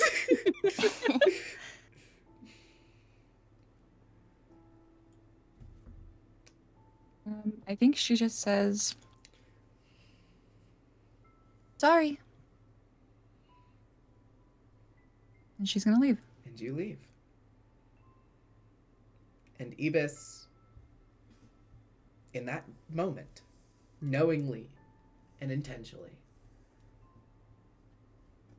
condemns Kipariso to his death. And you walk out of the room. Can I take more stress? Yeah, of course. You Also, don't can I even take have damage? to ask. You don't take damage so- for Blood Puppet. You don't. Yeah, you Oh, don't take damage from okay. Blood Puppet. Just wanted to clarify because could you did probably describe it as a painful experience. Make Well, you it take hurts, but it's- damage. See, it hurts, but it's not enough to like. You know, it's not like you broke your knees when you knelt. Yeah, it a just, little not like owie it damage. slams It's you like against it's the bars or like whatever. minor bruising. Mhm. I'm gonna go ahead and roll. I'm gonna say a D4 because she's fucking stressed. Sure. Yay! I'm up to 30 stress. 30 Another stress. one. Another one. Oh boy. Awesome. I'm gonna write all of these down here in the Discord so that you have reference. When Ebis is masochistic. I have written it in my notes in red pen. Oh, as wait, I want to well. take a little stress too. Just a little though. Yeah, take some go stress. ahead. What, that the D4? You can call it a D4. Oh, that's Minor, a moderate? 4. Okay, what's your stress maximum and what are you currently at? Well, adding the 4, I'm now at 23 out of 27. Okay, Oh, no. 4 more points of stress and you hit Holy your breaking hell. point. High five. Yay. A bunch of stressed cousins. Yay, cousins! Oh boy.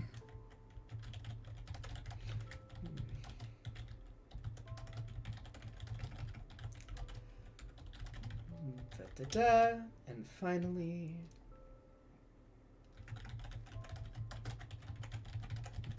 Fails there. I'll cut out the dead air, don't you worry. What were you saying, Ebis?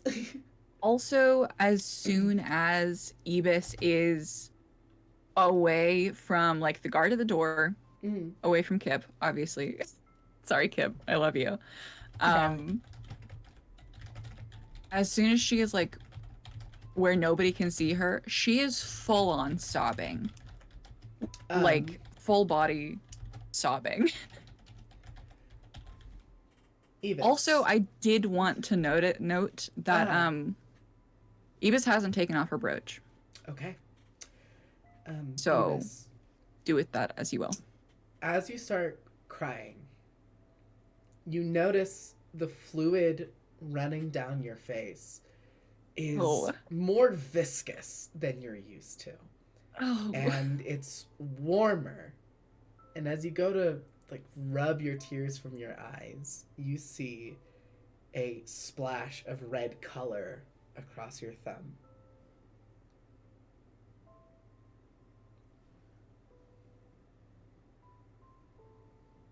You are weeping blood.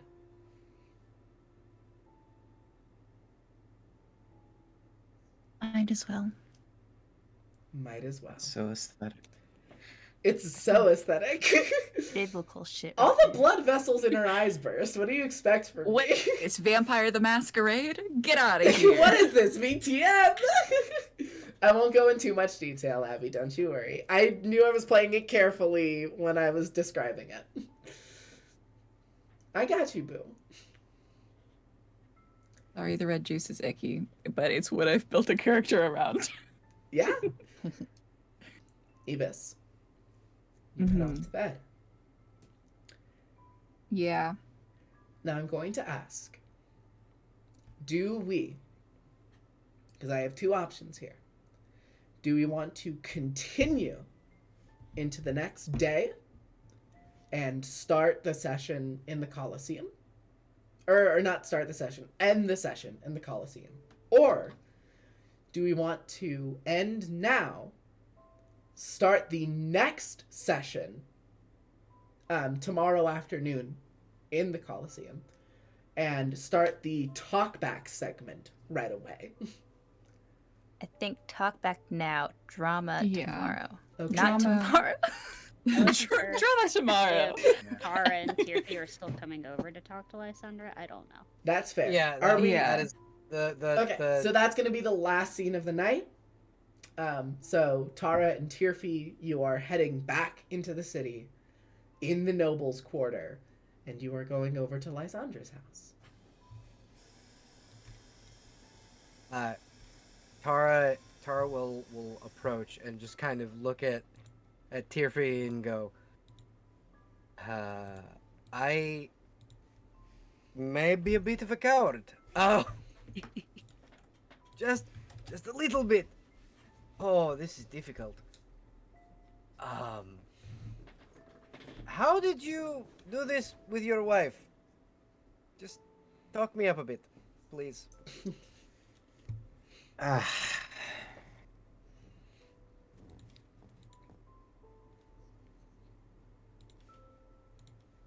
Damn, didn't have the story prepared.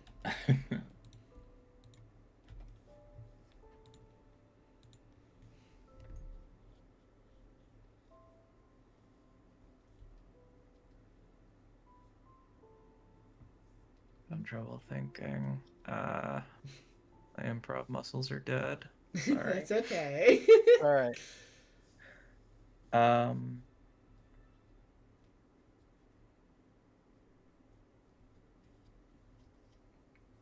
I think so are my RP muscles. Okay. In that circumstance, we can resolve this a couple of ways. We can either omit that last statement and have Tara try to do this blindly on her own.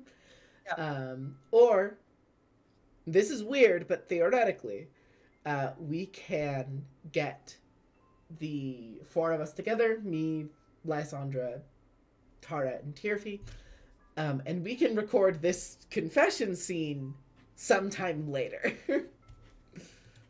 if Claire wants to be more present in it. Yeah.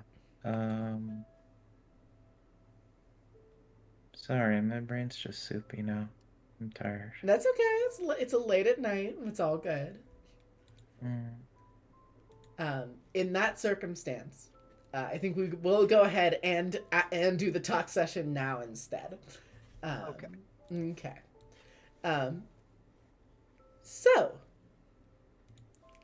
what a session! I can't that believe I was- didn't die yet. That was quite. I a can't session. believe you gave me such a kind gift, and now I'm gonna have to kill my cousin. Yeah. Sorry, I'm so mean to you, Lynx. It's just because your character is fantastic. Look, because initially, to go a little bit behind the curtain, initially the plan was to have, like, the Empress herself conduct the event. But then, I just thought The it evil would be... bone in your body acted up. Yeah, the evil bone in my body acted up, and I was like, you know Empress what? Leora took over. I was like, Ibis just failed a trial. Ibis just did something to disappoint the Empress. So, gosh, wouldn't it be funny if this was your makeup assignment? Oops. Oopsies. Oopsies. Oopsies. Whoopsie. So I've got to ask, Lynx, Yeah. is there a reason why? I'm so curious. Is there a reason why you decided to make Kip very blasé about the information that he was going to be put to the death the following afternoon? Okay, they're still in masochistic right now. I mean, that's fair. And That's fair. obviously it's really messed up, but they've kind of accepted their fate because it's like, I deserve it at this point, is their mentality. Plus, like, the whole day has been so messed up for them. Like, how can you properly let something like, hey, I'm gonna die tomorrow, sink into your brain after all of that? That's a very fair and very relevant point. How do you do something with that? Valid. So, Vic, question for you as Ibis. Once you rolled the 10 on your affliction die, did you know with a certainty that you wanted to do masochistic? And if so, did you remember that we had talks about it having additional effects for Ibis? I did not remember look at that. What a coinkydink. I did not remember a lick of that. I thought, well, maybe I'll go with, I think the other one was like selfish or Selfish whatever, would or have panicked. also been very appropriate in the moment. I was thinking either selfish or panicked because I was like, man, I don't really want to go with the same one that like Kip also has on them. But it's Because- so much fun. Yeah, I was like, well, that might be kind of boring for the audience. But I was like, also, Ibis's whole thing is that she thinks everything is her fault. Not like the world revolves around her, but as in like, if I was better, then things would be better. So, yep. Tangentially related, but Abby asked this before she dipped. It's a level up, folks. Hell yeah. Also, Check what that means. a very important thing. Everybody's stress threshold is improving a little bit. But I don't think it's enough to not have a certain satyr in jeopardy of going into a very bad state. Oh, that's fine. This is fine.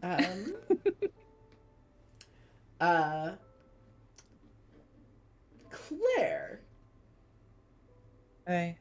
question for you. First off, how did it feel coming into this session after what we talked about, given the heavier events in the previous session? Just in a general sense, I wanted to know if it was more comfortable, if everything felt better. Yeah, it's more comfortable. Okay. Second, now that Tierfy has had an opportunity to catch up on some of the various things she had to do,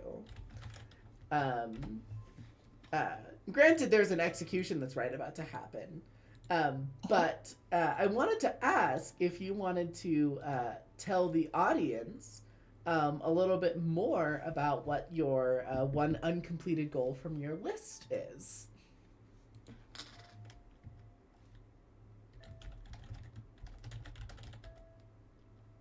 What's that? It was the third one. Yeah, I think I talked about that during the scene with Alyssa, though. Just that Tierfy is doing one better for Atticus, requesting medicinals and saying, like, I'm going to I'm going to actually teach more of your people to be able to apply first aid. And then the other one, and this one I also want Tara's input on. I just want to hear you two go back and forth about it. Claire, granted, she doesn't know what this is, but what was Tyrfie's first impressions about the gray render that she met earlier in this session?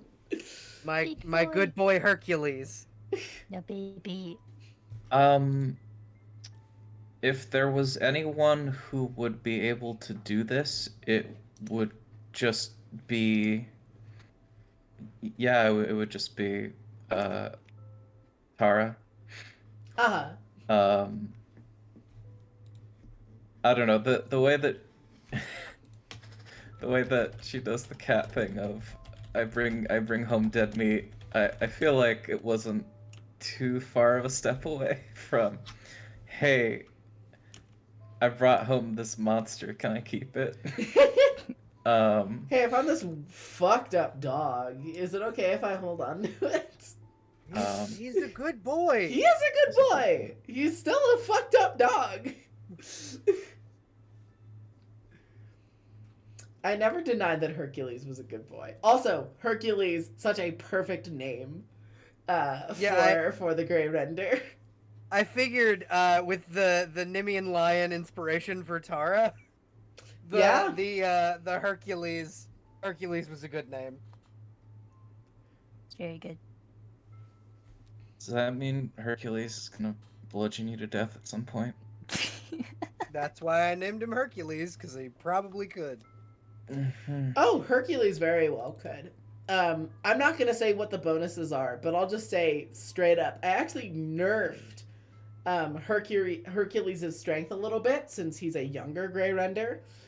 But Hercules' stats are strength 19, dexterity 13, constitution 20, intelligence 3, wisdom 6, charisma 8. He has proficiency in strength and constitution saving throws. I think that Hercules is a very good dog. He's a very good dog. One of the fun things about Grey Renders is they have a list of quirks. They have 12 of them, and whenever I introduce a Grey Render, I roll randomly on the list. I believe, if I recall Scared of the dark. correctly, he whines piteously in the dark. Yeah. Hercules is It's deeply so afraid sad. of the dark and does not like being lonely when it's night out. That's What's one of that the little reasons boy? why I want to build the Poor hunting baby. lodge. That's one of the reasons why I want to build the hunting lodge, so I can give him like a like, I don't know.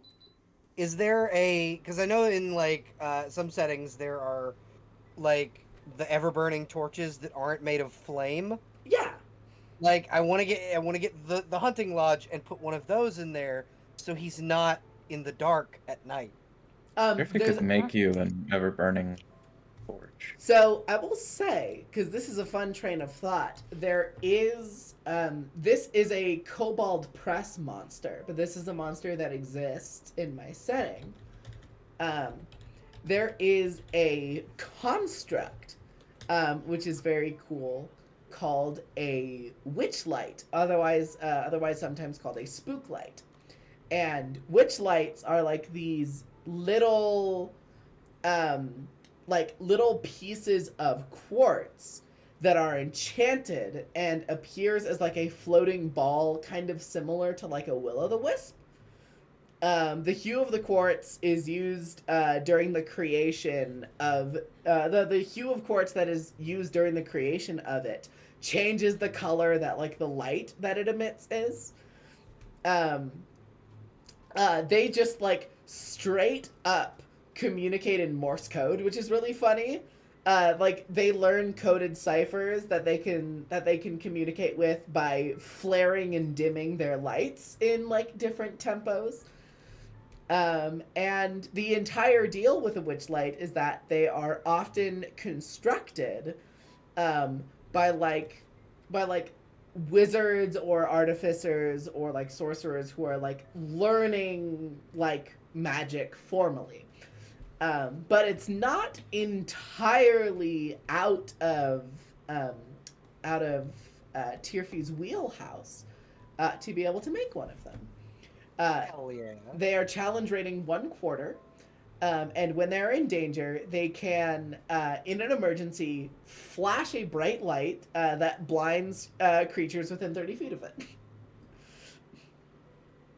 I love Fun. that a lot. Dispel magic does instantly paralyze it for 1d10 rounds, though. It is susceptible to dispel magic. It's like an off switch. But yeah, that's potentially a thing that you can put in the little hut with Hercules to make him feel better. Does anybody have any questions for me about this session before we move on to nominating I have who a gets question. the inspiration? Sure. What is it? How dare you? I do dare, and I honestly, in the answer of how dare, the answer is quite easily. I had a question I for see. another player, actually. Okay. Lynx, how did Hmm? Kip react to Tara's response? Yeah, let's talk about the last at the end of the message of like, no, I don't have a crush on Kip. Yeah, here's what I wrote down. Kipariso, I'm not gonna let you die. I know this may. First of all, fuck Polydamna. Did you mean to say Polydamna, or were you trying to talk about the Empress? No, Polydamna, because I contact Polydamna. Fuck Okay. that, I'm just coming to save you. This is all I will say. But no, I do not have a crush on Kipariso. That's what I got. Yep. And what was Kip's So- reaction to that info? Probably primarily bewilderment. Cause like, what? This is so disjointed. What do you mean by fuck Polydamna? Do you know her? You're not gonna let me die. It's gonna happen. I know this may. What? What are you trying to say? Crush? What? Just the whole Yeah, time, over that and is- over again. That is a very fair point that you bring up. Tara did not explicitly say, I am going to fight for you in trial by combat. Tara just said, I'm not going to let you die. So Oh. Kip has no idea that that's a thing that's even an option in the first place. So yeah, Question about Kip's that. like, okay, that might have been wasted, but you know, I tried my best. Question about the trial by combat thing. Sure. First off, I second. How dare you? Again, I answer quite easily. Then I ask, so if somebody were to trial by combat and that person lost, would Kip still be killed? Yeah. Yeah. That would be the fate Although I saying will I'm say, guilty. trial by combat But then it would just be like is- 2 deaths. Well, I was gonna say trial by combat in this format, in defending someone who, I think very specifically defending someone who is on the chopping block. Trial by combat in this format is not until death; it is until submission. But if the opponent never submits and ends up dying anyways, that's still protected. But the trial by combat lasts only until the other opponent yields. Speaking of the trial by combat, Yes. do I have the option to decline someone's offer to champion for me? Theoretically, you can. Okay. You can deny. Just tuck One, that in my you pocket. can deny someone championing for you, but also, and this is very important, you can fight for your own life. That'll go well. You can, if the chips are down, but it's not it's like you get one or you get the other. So if Tara volunteers to fight for you in trial by combat and you say, no, I would like to fight for myself, that works. But if Tara, like, offers to champion for you, loses, you can't then go, no, wait, I would like a chance. It's one or the other. Mhm. But also, this is very important. Because I don't. This is very Ibis can important win as versus well. Tara. Well, I was gonna say, this is also very important.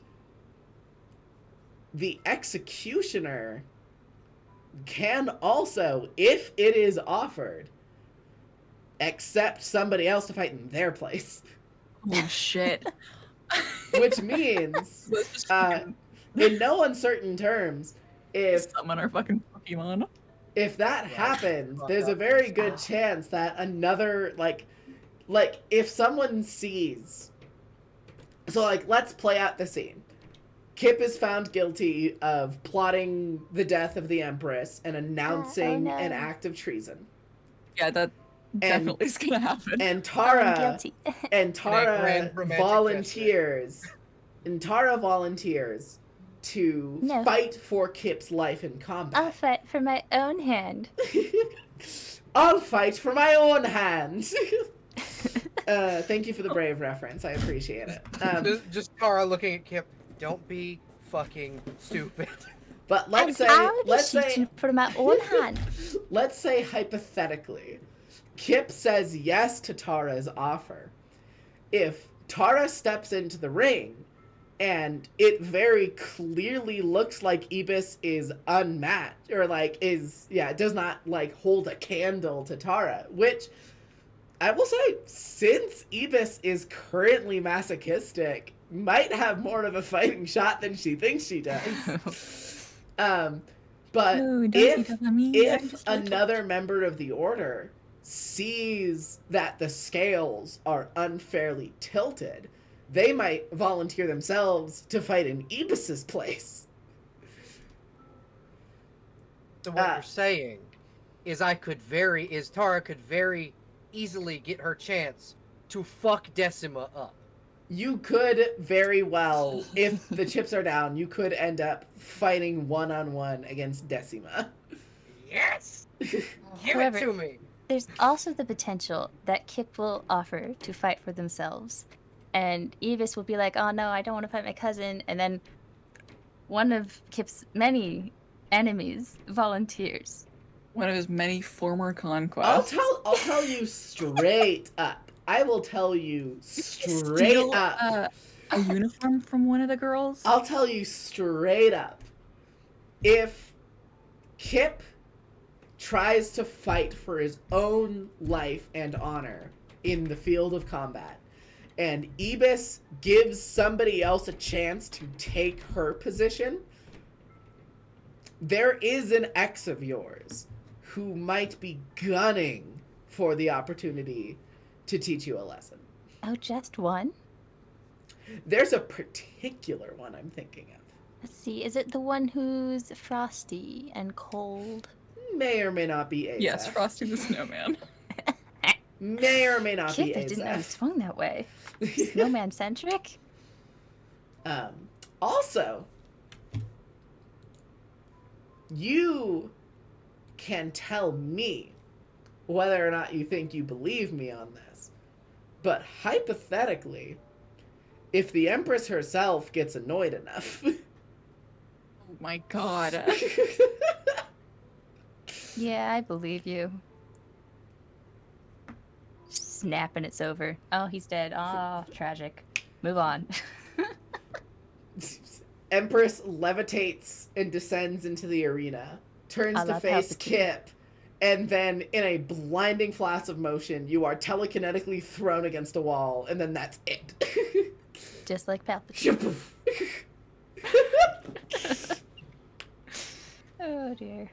Kip is telekinetically thrown against the wall as his neck's breaking record scratch. I bet you wondering how I got I into bet this you're wondering situation. how I got into this situation. As Kip turns into a fine mist. I bet you're wondering how I got obliterated like this. It's a funny story, actually. It all Alright. goes back to 24 hours ago. I would hate to cut this short. Kip could also murder Ibis. I would hate to cut this short, but I know that one of you has a job interview in the morning. And I Mhm. think Abby has to work in the morning and is already curled up in bed. So last thing, real quick before we go, who wants to put forward nominations for their favorite scenes? I will say out the gate before Abby popped off, her vote goes to Tara for the horse antics. I would also like to nominate Tara. We're also nominating Tara for the horse antics. My vote goes for to Ibis for the conversation with Kip.